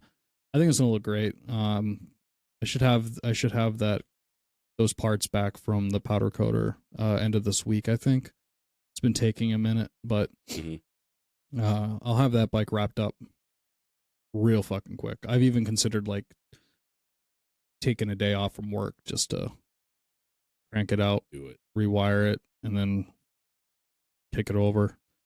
Yeah. But yeah, the Triumph has definitely been a cool bike because it's just, you know, like I said, it was my learner bike for choppers, and now it's like a whole new, whole new lesson with the welding on it again. So yeah, it's so fucking cool that you get to redo it again. I mean, and it's like it so intimately, and there's so many things, especially being your first bike. Like when you redo stuff that you did like 2, 3, 4 years ago, you're like, was I retarded? Like what the fuck was I thinking? Yeah, I mean, I'm doing new exhaust too, and even the exhaust alone is going to be much nicer than the old one. But yeah, I didn't know any welders back then either. So I had to find people who they weren't welders, they could just weld. And a lot of that stuff got blown through. The exhaust, it was basically a Triumph exhaust that we chopped up and used a bunch of pieces to make the 2-into-1 for that single pipe that came out the left side. And there were so many there were so many exhaust leaks in those welds, so many like little pinholes. It's like the bike's sitting, the bike could be sitting at idle, and you'd put your hand around one of those weld points, and you could just feel the on your hand, because there would be like 3 or 4 little pinholes in it. Because I didn't know good welders at the time, and I couldn't weld either. Yeah. So it's gonna be bigger and better. Yeah, that's fucking awesome. Do you have any plans to debut at any shows or anything? I think so. We'll see. We'll see. I haven't really considered it. I know that I was supposed to go to Glory Days with War Turkey this past September, but I had to call it off because I literally could not afford the gas to drive out there. Because from here in New Hampshire to Pittsburgh, it's about a 9-hour, 10-hour drive. Yeah. When we drove out there last year, it took 13 because I was in my 1500 hauling my work trailer from work that can hold 4 bikes. Holy shit. And going up those hills, I was down to like 45. You can see the gas gauge actually dropping. Yeah. So it was easily like $300, $400 in gas alone. Oh, fuck yeah. It wasn't so much my gas gauge I was really paying attention to. It was my transmission temp. Oh, really? Yeah, I was watching that thing like a hawk. Because I was like, I do not want to burn this thing out like in the middle of Pennsylvania. Oh, my God, dude. It didn't like it. I think I maxed the towing capacity of that truck with the trailer alone. And then we had my Triumph Bowhammer, the Sportster that was in the show, in there. And then Joel and Alex had their shovels in there. So I had 4 bikes on a maxed out trailer. And my truck was just like, fuck you. So what did I do to you? Yeah, I got the invite to bring War Turkey there after Dan did the paint and stuff like that. And regrettably, I had to reach out to Kirk and say, hey, man, I can't afford it. Like, between all the vehicle shit I have to take care of, and I can go, but I'm going to come home broke as fuck. And I can't do that right now. And he's like, dude, I get it. So he pushed my invitation out to next year. Yeah. So Glory Days 25, I have a spot. Sick. I might see if I can squeeze in the Triumph as well, and nice. maybe show 2 bikes at that one. Yeah, so that's going to be big. I was very lucky to have the chance to go out there when it was at the Cary Blast Furnace. Have you ever seen Glory Days? It's in Pittsburgh, and it was along the river in one of the old steel mills. And it's a historic site. So essentially it's like, historic landmark. He had his show. The invited area was on the inside of the blast furnace. And then the outside ride-in area was like kind of in between like these 2 big parts of the building and stuff. Such a cool, like location. I don't think I've ever seen anyone have anything at a blast furnace, let alone a chopper show, motorcycle show. There's a little bit of everything there, but now it's at the Steel City Beer Brew Co. Okay. And it's bigger and better. So I want to get out to that next year. Yeah. Well, you'll definitely have at least one bike in our show, mm-hmm. which I'm going solo on this one, fellas, ladies, others.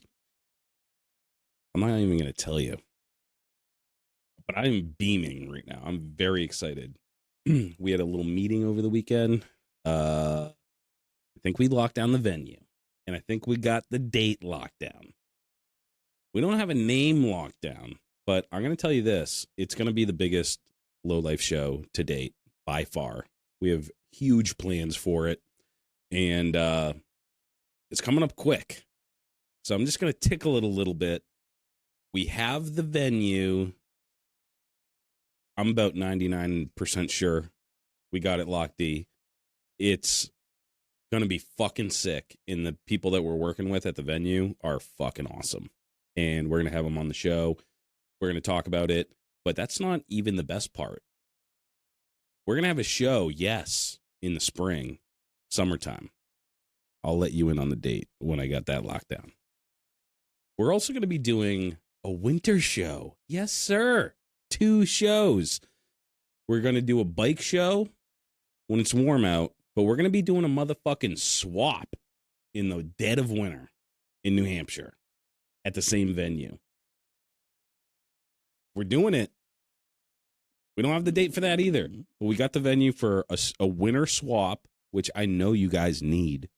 I need it in the dead of winter, 2025, January, February timeframe when you're like cleaning your gun and you're like fucking just shoveled fucking 18 inches of snow. And you're just like, I wonder how one of these fucking 9 mils will taste. We're going to have some motorcycle shit for you to do. So you don't have to do that. You don't have to swallow a bullet. You can come hang out with us. We're going to do a swap meet. We'll get some details for that soon. But our show's going on, and it's going to be fucking huge. It's going to be off the chain. I'm so excited about it, dude. I'm so excited about it. It's going to be a good time. Yeah, like we talked to the people, and I was like, you know what? If we're going to be doing a show, the one thing in my mind was like, I want to do our show. You know what I mean? Like, I don't want to have it be like a show within a show. You know, like I don't want to have a bike show for someone else's show. Yeah. And the first thing was like, we want to host your show, and it was like, fucking A, dude. Yeah, it's on. So I'm just like, I'm so stoked on it. Like, we got out of there, we were all giddy, you know? Yeah. And then the bonus thing was like, their idea was, why don't you have a swap meet in the middle of the fucking winter? And I was like, yeah, dude, that's a fucking great idea. Yeah, there's a lot of excitement on both ends of, what the Lowlife side can bring and what this venue can bring to the table because of the opportunities. It's going to be, I mean, I almost want to say you can't fuck it up. Yeah, because it's gonna be really good. Yeah, it's gonna be definitely better than the last 2 years just by default. But the other thing is like, now we got a swap meet in the winter. But here's the thing: is we need a name. I cannot think of a fucking cool name for the life of me. Yeah. I want to run a little contest. And it's not like you guys get to choose the fucking name because you're going to come up with like Showy McShowface or something fucking stupid. Yeah. But if you have a suggestion for an awesome fucking show name, like you are like, dude, this is fucking perfect. If we end up using that show name, I will send you $100 gift card to either Deadbeat Customs or Lowbrow Customs. You get to choose. So send me your name. Send me, either DM me on IG. Send it to fucking YouTube. I don't know if they have DMs there. I don't use that much. Or email me or Dan at, Rhino or Dan at the Lowlife. Almost said it. At the lowlifepodcast.com. And if we use the name, dude, not only do you get free admittance into the show, but I'm going to send you a $100 gift card. So think of a cool show name. Yeah. Because this is something I want to do. I don't want to just do it once. I want to do it every fucking year. An annual show, really big. Northeast, something to really bring the Northeast together.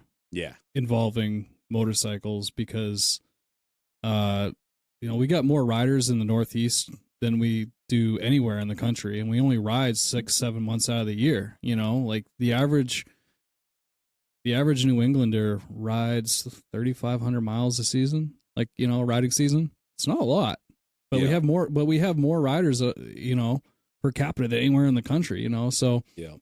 I think it's going to be really, really special. I don't think anyone's ever done something. It's what grandeur. It is. I'll give you what it is. It's a celebration of motorcycle culture. Yeah. It's not a chopper show. It's the same as the Lowlife Lowdown has been. It's just, custom bikes. Custom bikes.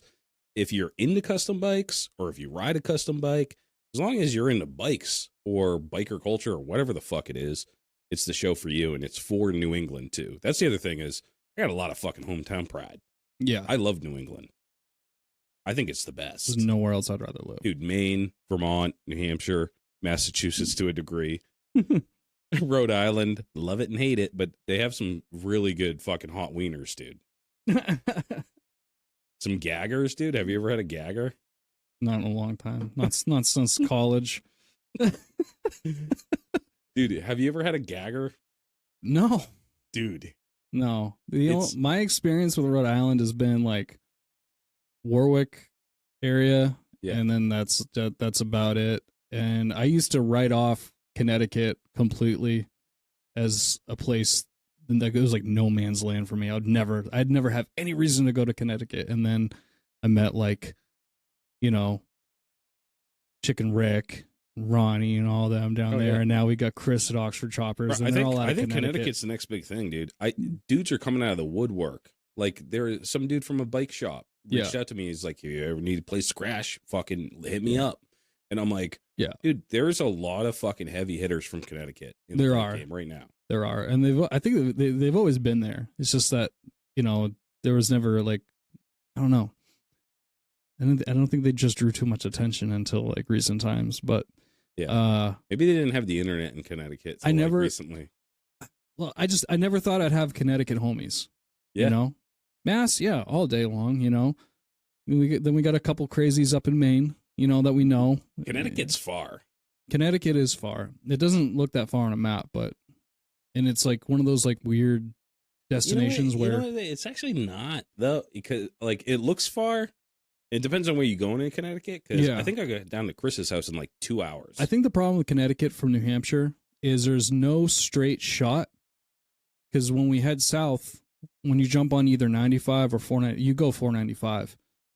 495 does this giant ring like around Boston. Yeah. So you got to you can't just head south. You got to kind of head west, and then you got to stay like literally west straight for like a minute and then go south. And then depending on the traffic, Connecticut, you could get from here to there in an hour, or you could get from here to there in 3.5 hours. Yeah. Like depending on the day. So it's one of those like, they have some pretty big cities down there. And our states are really close, but like the travel time. Hartford, dude, if you hit Hartford at the wrong time, you're fucked.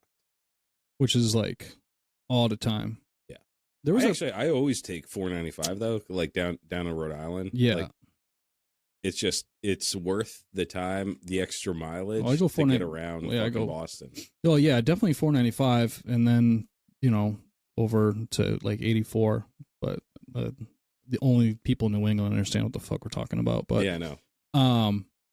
This is what guys from New Hampshire, we talk about roots and interstates. Yeah, we love talking about roots. Nothing better. Actually, before we started, we're like, oh, you stopped off at Ling Tots for coffee? What'd you take, 114 got? Yeah, I went 77. What is that, 13 to fucking... It was, Rhino started it off with like the most New Hampshire way of being like, which way did you come? Like, just so he had an idea. Even before I said hello, I was just like, how'd you get here? You stopped at Ling Tots? So, that's just how we do. Yeah. And our favorite Circle Ks. We measure distance by Cumberland Farms and Circles Ks. I plot my route to places by if there's a Dunkin's or not. If there's a Dunkin's or an Irving, because Circle K has the best hot dogs. Oh, yeah? Oh, their roller meat selection is unmatched. Roller meat. Yeah, Nice. that's your tornadoes and your hot dogs and your little sausages. I was going to say, with Dan on the podcast, we never talk about food because he doesn't eat food. He just smokes cigarettes and he drinks energy drinks. That's God. Me and intended. Loctite, we're big boys. We're always talking Yeah. about fucking hot dogs and shit. I drive for a living, so finding food on the road is like part of my day. So you actually know, you're an authority on the subject of roller meat. oh yeah. You've been to them all. Yeah, Circle K's, which are Irving's, have like the superior, and then there's a couple gas stations that have crispy, crunchy chicken, and it's the best fried chicken I've ever had Bruh. at a gas station. Bruh. Down the street, they just fucking put one in. Crispy, And- crunchy. Yeah, dude. Yeah. In Hillsboro. Yep. And I was like, so they own like the gas station and the smoke shop right across. Yeah. And one day I went to the smoke shop and they were unloading all the equipment. And dude, they were giddy. They were like, we're doing it. And like they know me because that's where I get all my shit, you know? And they were like, we're getting crispy, crunchy chicken. And Yeah. I was like, oh, fuck yeah. I didn't know what it was. And then, dude, it's like a fucking fast food restaurant in there. It now. really is. And there's like a line out the door. the chicken's wicked good. Dude, so good. Yeah, and anything like that happens in Hillsboro, it's a big fucking deal. Oh, yeah. I remember when Shaw's came to town in Hillsboro. So there wasn't a Shaw's Shaw's before, back in the day. Back in the day, dude, there was 2 See, grocery he used stores. to live out yonder by me growing up. So he knows all the local Yeah, haunts. Hillsboro is like that low income town. Railroad used to come through back in the day, but Fucking now there's sock nothing. factory. Oh yeah, and yeah, there used to be two grocery stores, like little mom and pop. One was called Crescenti's, which is like, you know where Hillsboro Ford is? There's that little plaza across the street. It was inside that, where it's a bank now. Okay, yeah. That was Crescenti's supermarket. And Sure. then on the seedier side of town in Hillsboro, down by the Cumberland Farms, just It's still pretty seedy. down closer to like By the Family Dollar. Yeah, the Family Dollar. That Family Dollar used to be Wesson's, Oh, that was another grocery store. Oh, fuck yeah. That was the one like you had to like check the dates on the baked beans because No shit. That's they- where I get my Modelo's, at the Family Dollar, dude. that's fucking great. Yeah. But yeah, then Shaw's came to town, and that was it. It's the end Yeah, of a couple eras. I'm a Shaw's guy. I do miss this area though, because like when you're like a teenager growing up with like nothing around you, you just want to get the fuck out. But as an adult, like I'm like, oh, I want to move back to where it's quiet. Yeah. Small town shit. I love being right here because I'm right on the Hillsboro Henniker line. Yeah. So I can go to O'Reilly's and get parts for my car. Yep. I can go to Shaw's and pick up. They got the best bagels, dude. They got the best bakery. Their fucking bagels, dude. Forget about it. Unbelievable, dude. When you eat one of their bagels, you're like, this is a good bagel. Yeah. Fuck Thomas's. Fuck all that other bullshit, dude. Shaw's Bakery, unbelievable. And we got a Shaw's by my place in Merrimack, and I went to their grocery store and their bakery and apple fritters. They have a good apple fritters too. They used to have the cookie club back in the day, dude. You'd be a kid. Oh, I didn't know that. Yeah, dude, you get free cookies. Damn. Yeah. It's like going to fucking, oh man, we're getting off the rails here. Mm. Actually, I wanted to, You have a lot of built-up food talk that you've had to repress. dude, Dan, I don't think I've ever seen Dan eat food. I have. Have you ever seen him put food in his mouth? Yes. Yeah. Pizza in his garage. Went back during like the Did he chew? Queen City Did you bike see him nights. swallow? No. He just kind of like, and it's gone. He just munched it up and then like maybe spit it in the garbage. He taught me that whenever you order pizzas for a bunch of people, just always get buffalo sauce on the side. So no matter what pizza you're eating, it becomes a buffalo He's a pizza. smart guy. Because I was like, dude, I just never thought of dipping my my cheese pizza into buffalo sauce. Yeah. And it's so good. He's not smart. He has wisdom. He's wise, not smart. He's wise. Yeah. He's wise. He's wise. He's so wise. He thinks about things like that. Even though he didn't eat food. I'm not convinced that he does actually need food for sustenance. I think he gets everything from Monster Energy drinks and Lucky Strikes. The Lucky Strikes, dude. It's impressive. Yeah. You might have to take a supplement because he's not getting enough zinc in his diet, but yeah, Lucky Strikes pretty much gives you everything you need. Yeah, he's invincible at this point. Oh, yeah. Because I think he drinks his coffee black, too. Does he even drink coffee? I don't know. I've never seen him with coffee, dude. I've seen him with coffee. Yeah? Yeah. I've seen him with coffee. Was it a Monster coffee? No, we had a couple cups. We had a couple cups of coffee that morning when we were heading out this way to go a ride. The one that you like gave us a bunch of shit on for being like an hour and a half late. Oh, yeah. So there wasn't me and Dan. Of the three of us that rode from his house, Kevin. What happened, dude? We met up at Dan's house. Now, my float, I think like my little stop needle or whatever, my float got clogged up, so my bike was like pissing fuel. So we were expecting Kevin to either meet us here at your place or at Dan's. We didn't know which one he was going to do. So, real quick in Dan's driveway, I drop my float bowl, I get in there with the air and stuff, and I clean everything up so it's not pissing fuel all over the place. Fix that, and we call Kevin, like, hey, what are you doing? Like, are you going to meet us here or there? Dude is still in bed. Yeah. You can hear, like, hello? Oh, yeah, Kids man, I'm these just days. getting, I'll get up. No, wait for me, I'm coming. Hangs up. We're like, Jesus, dude. So, yeah. Bruh. If you catch me He's in a bed leaf in at he's like a leaf in the 9 wind, though. or 10, He's a leaf in the wind. Yeah. We all made it. I'm in a hospital bed. If I'm in a bed at 10 o'clock a.m., I'm in a hospital bed. I'm dying. Yeah. But I guess that's how you get built like Jack Stellers. You just don't. I'm giving him a lot of shit because he couldn't make it tonight. He's deeply missed. Yeah, he's actually kind of bummed out. He wants to bake every night. He's got a lot of work to do. Oh, yeah. He had a monster day today. He's like redoing the floors in his like laundry room or some shit. Yeah. Something that someone says when they don't want to go to something. I don't know. Yeah. What's up with that, Dan? Poor kid. I asked if he needed a hand. He said no because he says no to that. You know. Yeah. No, he's been like, he wants to make it every week. Yeah. But he initially, he's like, yeah, I can commit to once a month. But then we did 2 last week. Yeah. No, I think he just didn't want to like overpromise and underdeliver. Oh, yeah. And he's got the full family dad life at home too, so yeah, he's still got a little baby, Yeah, not anymore. This girl's running that house now. Yeah, I know, can't but believe like, how much she's grown up. You're not like kids aren't like able to get themselves food and shit until they're like fucking 5. I know. It's their hand. They are a handful. Yeah. It's tough. Oh, but the other thing I wanted to bring up too was I'm going solo on this. Woo. The Lowlife leftovers. December 14th. Yes, that's what I said. And that's okay. it. I was like, is it the 16th or 14th? It's 14th. a Saturday. Don't show up on a Tuesday. Yeah, it's on my phone. At noon. The Lowlife leftovers. Make it out. It's going to be chill as fuck. We're just going to be hanging out in the garage. We're going to be playing Stump. I can't wait to play some Stump. We're going to be playing some CeeLo. We're going to be making some motherfucking money.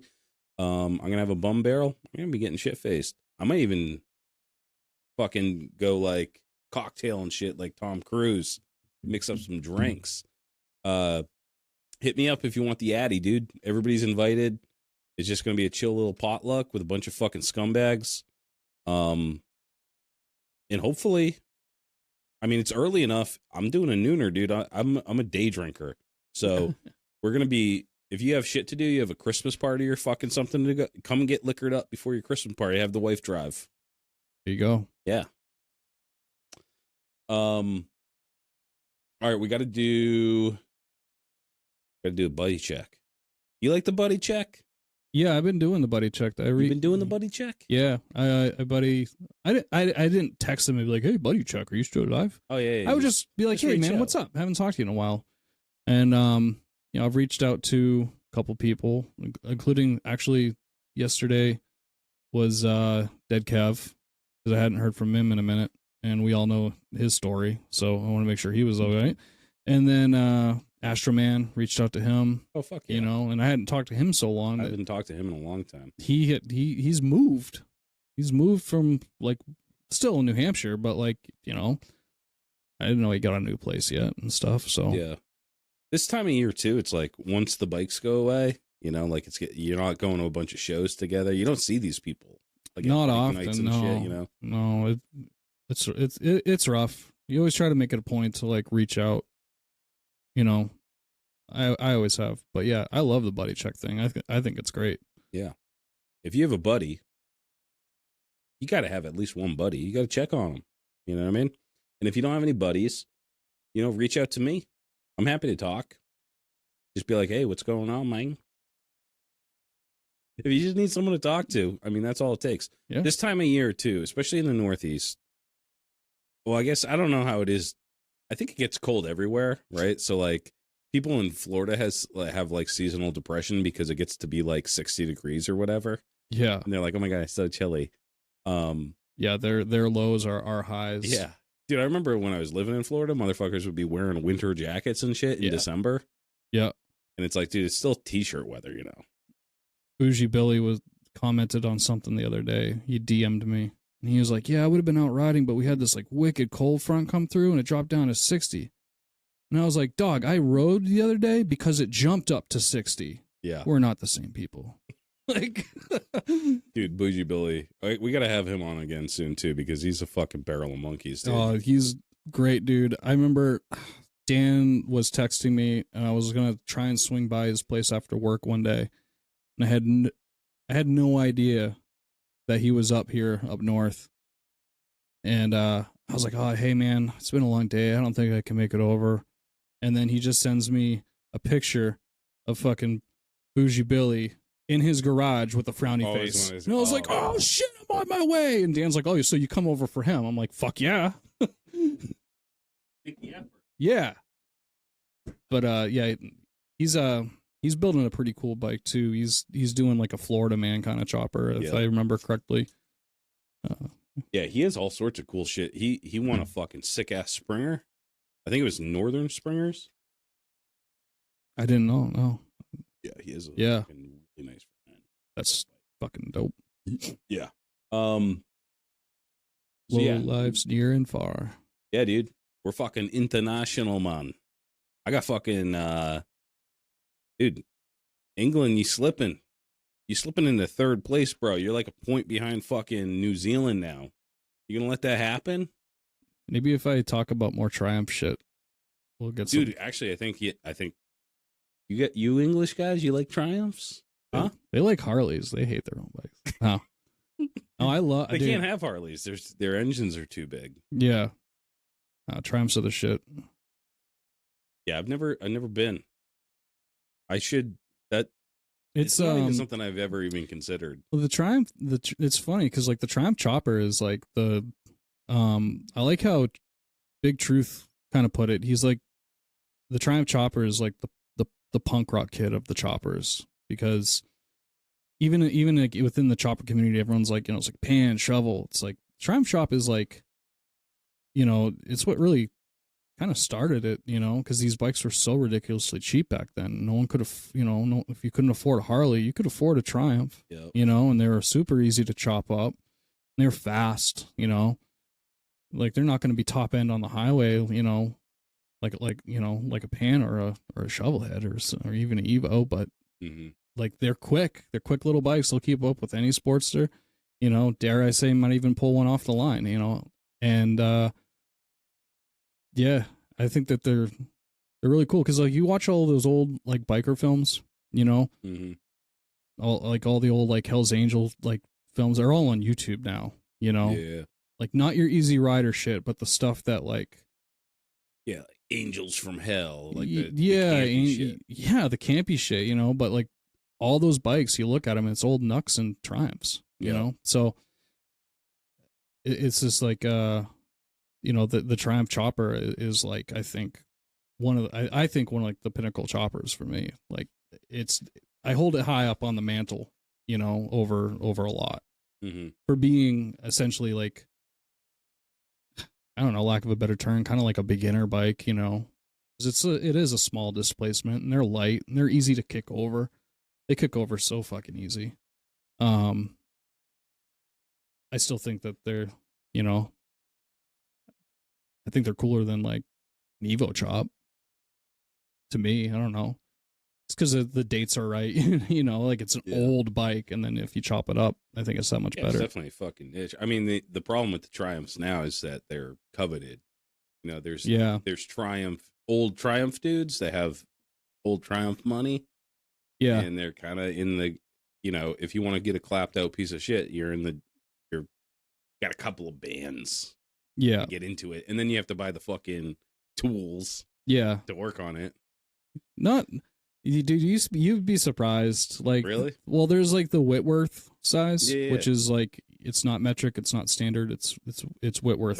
But will a standard like turn it? A metric would turn it. A metric wrench would turn it. Yeah. Like, just fine. There's still a few pieces of hardware left on mine, like the brake drums and stuff like that.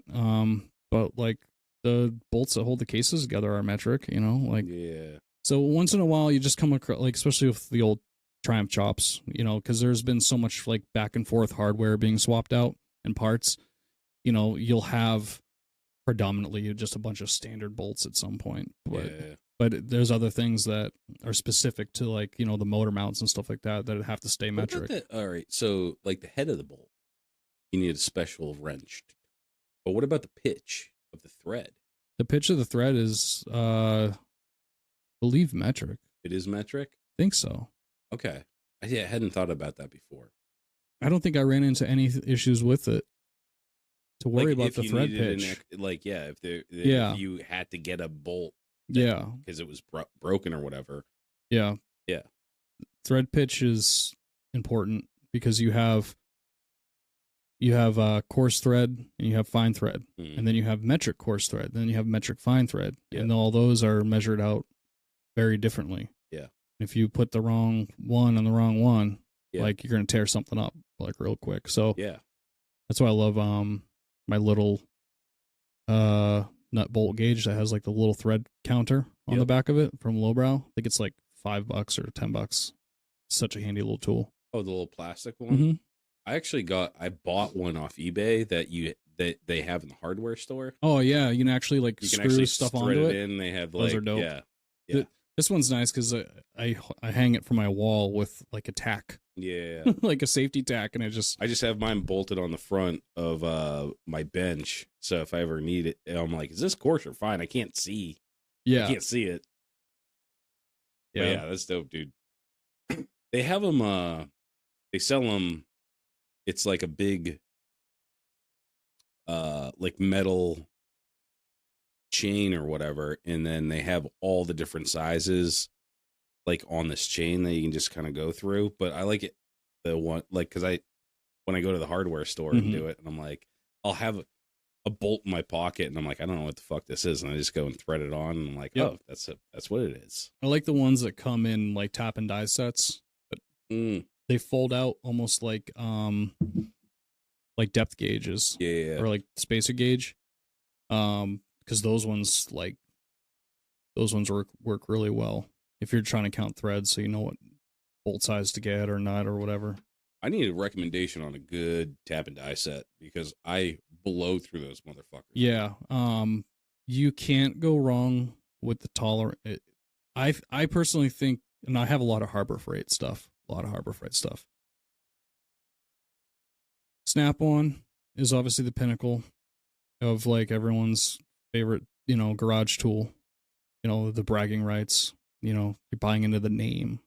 But I repaired a lot of bolts and threads and stuff with the Craftsman sets, like working in the Army, because that's what they issued us, was Craftsman at the time. Now the government's moved on to Snap-on, but it was Craftsman. The government's using my tax dollars for Snap-on tools. Yeah, baby. You fucking kidding me? Nope. I mean, you think about it though.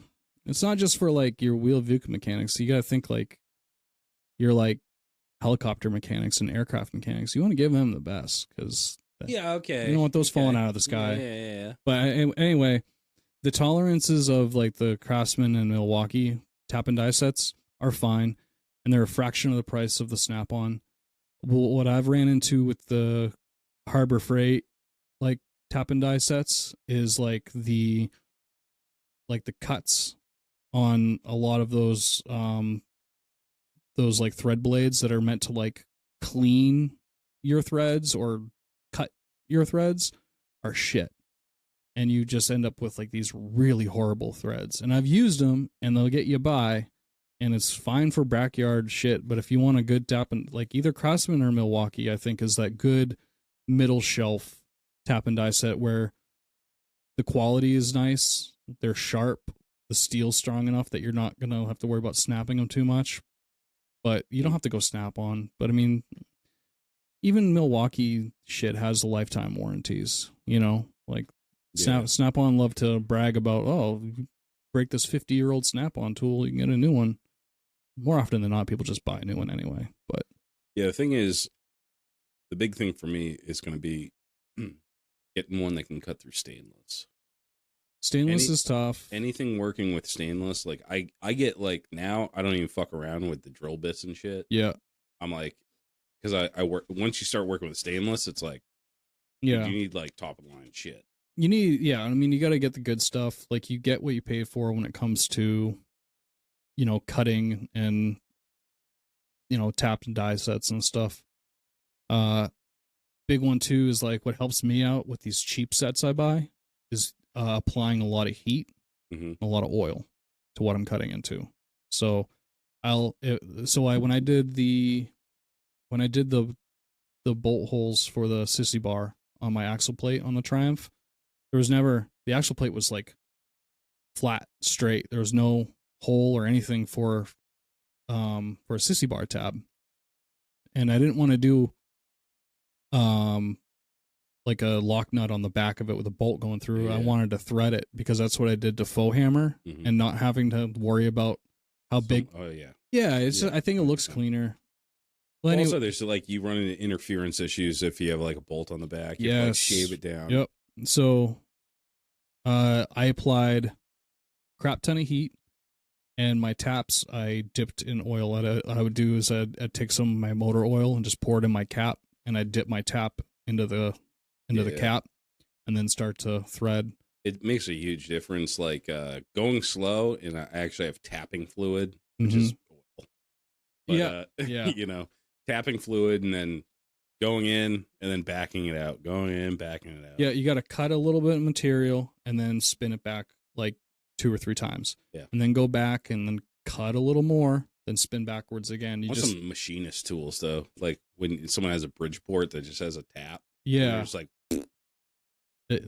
watching people do that is like terrifying. I've seen a lot of taps get snapped. Oh yeah. Because people aren't taking their time. They're trying to rush it too fast. I've snapped 100 taps. Snapped 1,000,000. It's so annoying too, because then you have to get it out. Yeah. And then usually what you're working with is mild steel. And the tap is hardened steel, so you're trying to drill it out. It sucks. Oh yeah. Yeah. No bueno. I'm always like terrified that when I get to that like you know, like when you're like you can almost feel it. Yeah, you know, like you're tightening a bolt and you're just like, oh, I don't want to do it anymore because you can almost feel the tension in your hand. Like this is gonna snap. You go, if I give it one more ooga dooga, this thing's gonna fucking snap, or it's gonna cross thread or whatever the fuck it is. You know when you've gone too far. When you're doing, I like the Harbor Freight tap and die sets. More or less, I use to clean up pre-existing threads, like getting out like the old red Loctite from like risers or something like that. Like those. They're perfect for that. Yeah. I have used them to actually drill threads into steel, and it's scary.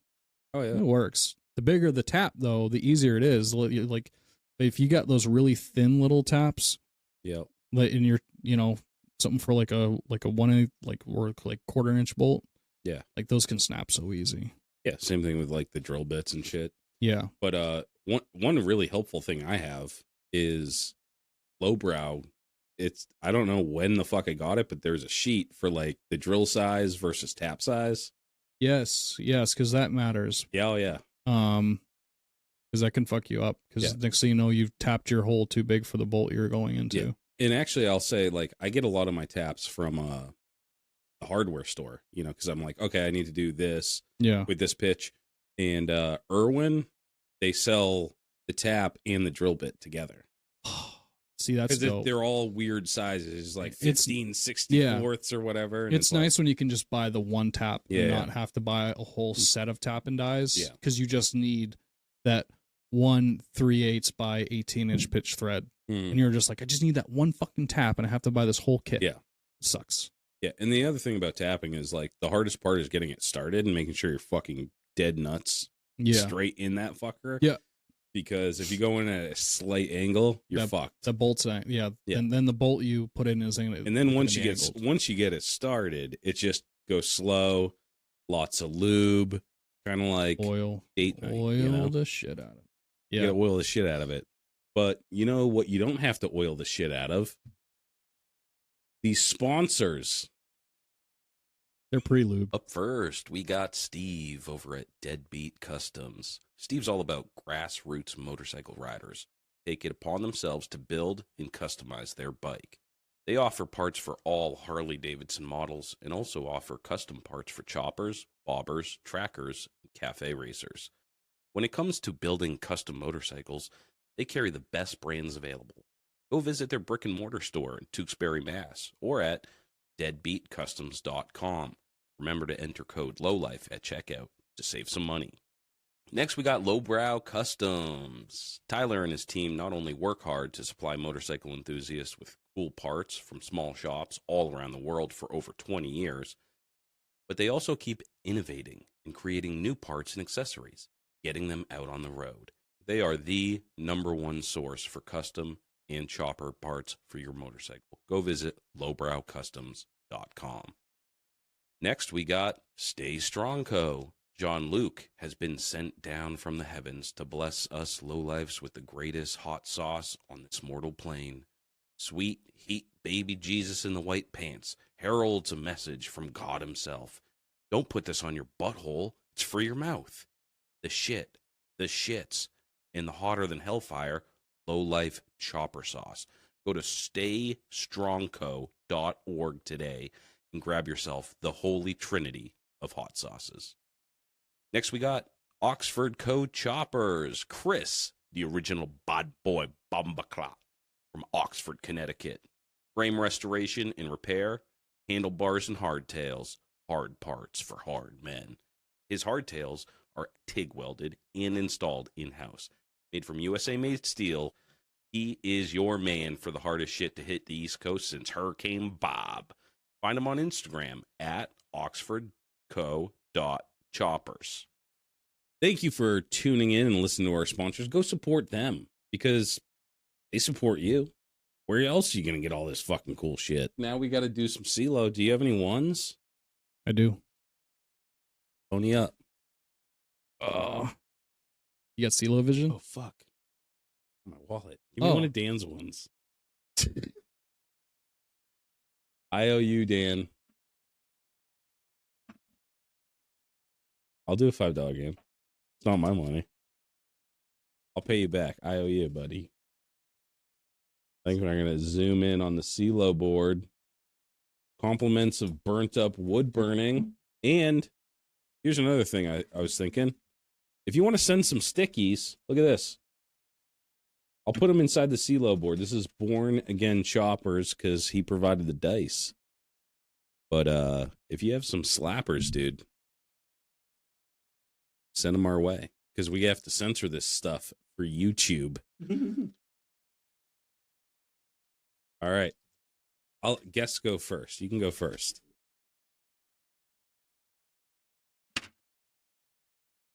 Two. All right. I'm going to be able to afford to pay Dan back now. 6. All right. I'll take the Finsky. Put that back in Dan's. Thank you, Dan. Coffee right there. Fuck yeah. Now I got some gambling money. He wins every goddamn week. I got to save some for the leftovers. Oh yeah, the Lowlife leftovers, dude. That's coming up quick, man. Couple weeks. Bring your ones. 3 weeks. There won't be any leftovers by then, but I'll bring something. Yeah. We'll have fun. I'm gonna make something fucking will knock your cotton socks off. Spicy? I need something spicy. I like spicy. It's that time of year. It's cold. You eat a little something spicy, warms your cheeks. And it's also officially, now when you guys are listening to this, it's officially eggnog season. Oh, yeah. Some people don't fuck with the eggnog, though. Have you ever had the Malort? Oh, no, I haven't. You haven't had the Malort? I have not. You want to take a little taste? I know you're on a thing. You're kind of dry right now, but you want to take a little taste? I am going dry. Yeah, I'll try for flavor. For flavor, Yeah. It's very low alcohol. So There's the bottle. You gotta pull right off the bottle. And we gotta get that Malort face. So look right at the camera when you taste it. It's not gonna taste like apple pie moonshine. I've heard a lot about this. Here. Not just from you, but it doesn't smell like anything. Yeah, dude. It tastes like something though. Tastes like Chicago.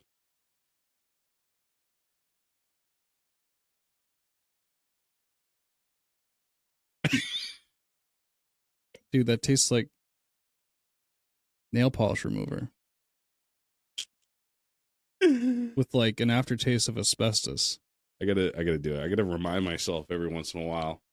It's Yeah. not good. Has like no smell. Doesn't smell like anything. No, it doesn't smell like anything at all. Doesn't smell like whiskey. Doesn't smell like.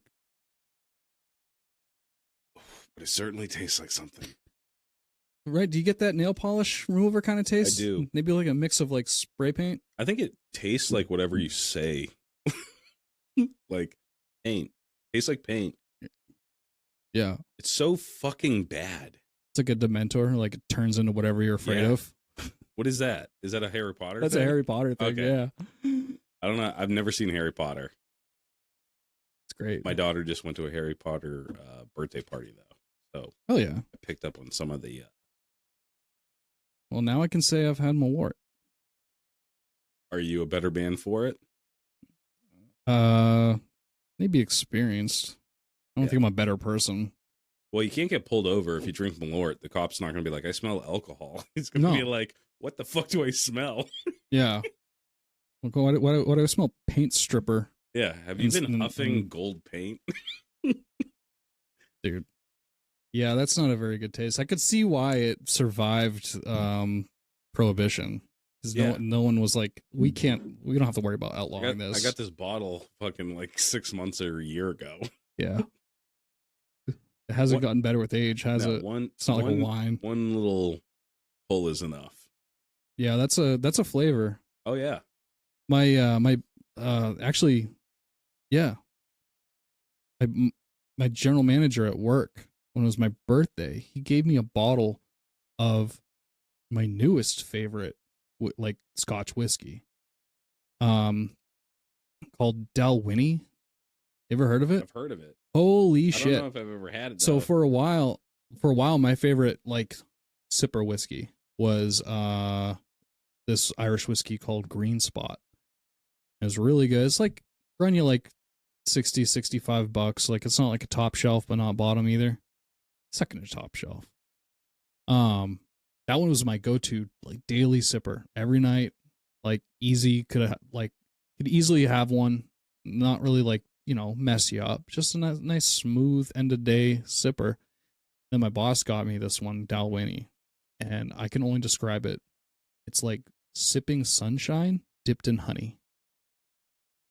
You see that on the shelf next time you go to the New Hampshire State is Liquor it a Store. Scotch whiskey? It's a Scotch whiskey. You're gonna find it in the Scotch section. Okay. Yeah, and I only remember the name of it because of Winnie, and it's like Winnipesaukee. Like Oh. so Dalwhinnie. And No it's shit. dude, it is the most delicious fucking Scotch I've ever had in my life.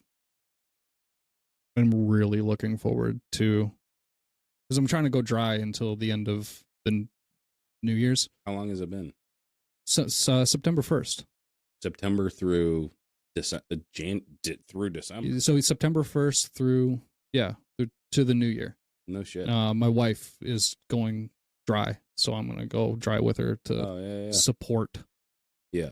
Yeah. I did that for just a taste test. I mean, yeah, it's not gonna fuck you up. But I think we could drink the rest of that bottle and I wouldn't feel a tingle in my balls. I don't ever want to drink that again.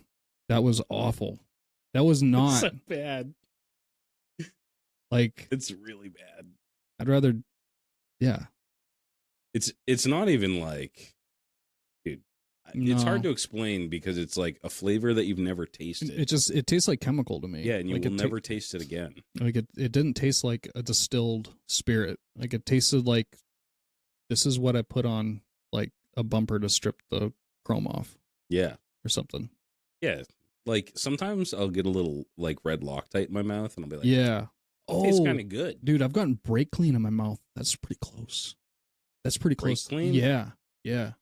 That's pretty close. I accidentally sprayed myself in the face with starter fluid yesterday. That's a good one. Yeah. Is it like kind of like that? It's like ether. I got like a little bit high and then it was like soaked into my hoodie and I was like, hey, this is fucking pretty good. I think Papa found a brand new bag. Fucking magic carpet ride, babe. Yeah, dude. Yeah, ether, babe. That's the good. Pass me the rag. That's the good. Yeah. Fuck, dude. Well, thank you so much for coming on, and thank you for coming out. I had fun. I had fun too. Yeah, we always have fun together. It was good. Yeah. And we'll have you on again when after the new year when you're drinking again. Do another round table. I'd love, as soon as, dude, I can confidently do 2 people, but I'd love to be able to do at least 4 in person. Oh, the podcast. Yeah. Okay. Oh, what's the round table? Oh no, I'm talking about the podcast. Oh, okay. I was thinking I was trying to make a sexual joke. Oh, I just went, I've had a couple of right pillows over here. I know. I've been watching you drink those, and I'm like, this coffee's good. I like this coffee. No, honestly, since I stopped drinking temporarily, lost like 15 pounds. Like, it's pretty cool. And I haven't done anything like as far as like my diet and like exercise. Yeah, I just stopped drinking, so it's kind of cool. Like, pack a lot of weight when you don't realize. Like as you consume alcohol. Yeah, like you just start packing on pounds. You don't really notice. I didn't until. Well, you get all fucking swollen and shit too. You know. Yeah. You're just like retaining water like you're pregnant. Yeah. So that was pretty cool. That's been the most defining like different thing I've noticed. Yeah. You know. And yeah, I was like, you know, trying to break the habit of like drinking like fucking either like 3 or 4 Modelo's or 3 or 4 Twisted Teas every night when I get home. Mm-hmm. Yeah. So I only drink beer on the podcast. Really? Yeah. I don't drink beer during the week. I was drinking like every day when I go home. It's like started to become more of a muscle memory habit than an actual like I want this. Mm-hmm. Like it started just becoming like second nature. Yeah. And it's like, okay, I shouldn't do that. Yeah. That's bad. So it's hard to.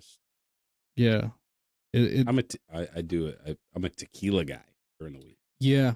I tequila does not last long in my house, and unfortunately I like good tequila. So yeah, I can't afford good tequila. I think my favorite like tequila, which I think is better than like, dude, I've had Casamigos, I've had like, you know, like a good price point is Milagro. Yeah. For a really delicious tequila. Yep. If you're drinking it straight, like or on the rocks. Do you prefer gold or silvers? I like silvers. I'm gold. You like the gold? Yeah. Yeah. Like so Jose Cuervo gold is my go-to. Yeah, Jose Cuervo is great. And then Patron. Patron is great. It's either going to be one or those two. It's like it's kind of a coin toss. Yeah. And then but then you're in like the $50 range for like the bottle. Yeah, and then like and especially if you like mix it with stuff. Yeah. So I mix it. I told you about this one. I mix it with lemonade Mm-hmm. because it makes like a fake margarita almost. It's like they get that sour Yeah. with the tequila. And it's perfect. Dude, margarita is the only mixed drink I really fuck with. Like, I love an old fashioned, Mhm. love a margarita, but Yeah. I can't make a margarita that tastes good. Yeah, I can't make them either. But I've been to places where they'll like tell me what they do, Mhm. and I can't make it the same as them. Yeah. Well, I'll do 2 shots of tequila, and then I'll just fill the rest of the glass, whatever glass I'm using. I'll just fill the rest of it with the ice and like pink lemonade. Yeah. Comes out perfect, and it tastes like a margarita. Yeah. And they're just really easy to make quick. The thing is, like with me, I don't like sour. Oh, like, really? Yeah, the margaritas, like if I go to a Mexican place and it's like super sour margarita, I can't fucking stand it. I want it to taste like more on the sweet side, Mhm. and then I want to be able to taste the booze too. Like whiskey sours are like one of my Yeah. favorite things to get out. If I'm not like ordering a beer, I Yeah. might order something like a mixed drink at a bar or something. I got a whiskey sour. Yeah. My wife likes whiskey sours too, but she's more of a rum. So she's like rum runners, stuff like that. Okay. But yeah, like rum doesn't last long in our house. You know what time Because her and I. Chinese food restaurants, Mai Tai is my thing. Yeah. And actually, the best Chinese food. Have you ever been to Sampan? Yeah. Yeah. I think they're like a step above Yeah. any Chinese food restaurant I've ever been to. Yeah. And they have a spice. They've been they around call it a a- long time. What Because is it? The Devil's Mai Tai or something? Yeah. Or the Evil Mai Tai, and it's spicy. Yep. And it has 151 on top. yeah, it's got that little bit of pepper in there. It's fucking good, dude. When I moved to this area back in '99, that the Sampan was there. Oh It yeah. was still there. Yeah. Yeah. It's a little bit better than, like, if you go to any Chinese food restaurant, you're like, yeah, it's Chinese food. It's pretty good. It's Yeah. like one step above. Yeah, they do a good job over there. They always have. Like, it was always one step above like your average takeout place. You're just like, you eat like the beef teriyaki or whatever, and you're like, this is enjoyable. yeah, It's not just like meat on a stick. yeah, it's good. Yeah. I was thinking about like the roller meat. Mm. You should start your own like Michelin star thing, like a fish star thing, Oh just yeah, for gas station roller meat. I know. I could really be like a connoisseur of Yeah. Well, you could help people out. your gas station. Yeah. Culinary. And what is it? Circle K is the best? I think Circle K is the best. Especially like if you get there. Jesus, wow, I'm pathetic. That if you get there from like 11:30 to like 1, they have their barbecue rib sandwiches, and it's like a McRib. Barbecue rib sandwich? Yeah, it's like a McRib, Okay. basically. So it's like, They put pickles on it? no pickles. Good. It's just literally the bun and a barbecue Pickles don't belong on sandwiches. McRib patty. Those are good. Those go down real easy. Yeah. I could eat 100 of those things. Bro, next time we find ourselves in Rhode Island, we're going to go get some gaggers.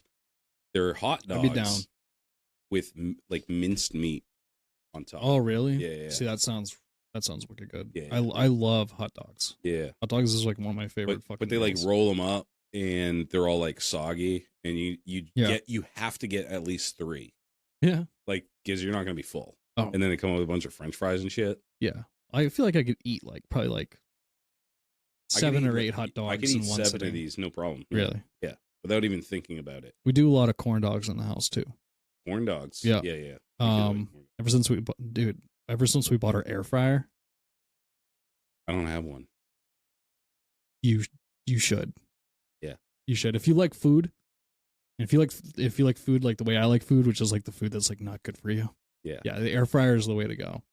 I do the taquitos in the air fryer, like those microwave burritos you get like a bag of like 12 or 18 of them for like $5. I'm listening. Those in the air fryer are fucking money. Everything. So you can just put anything in the air fryer, like that you would normally put in the oven or microwave. 10 times better. Yeah. Uh, 'Cause when any kind of frozen food like that, it's Or even still- it's dog shit in the microwave, and then it takes way too long in the oven. if you got like a whole thing of like French fries from the night before, Oh, there you go. those in the air fryer, they come back to life like awesome. Yeah.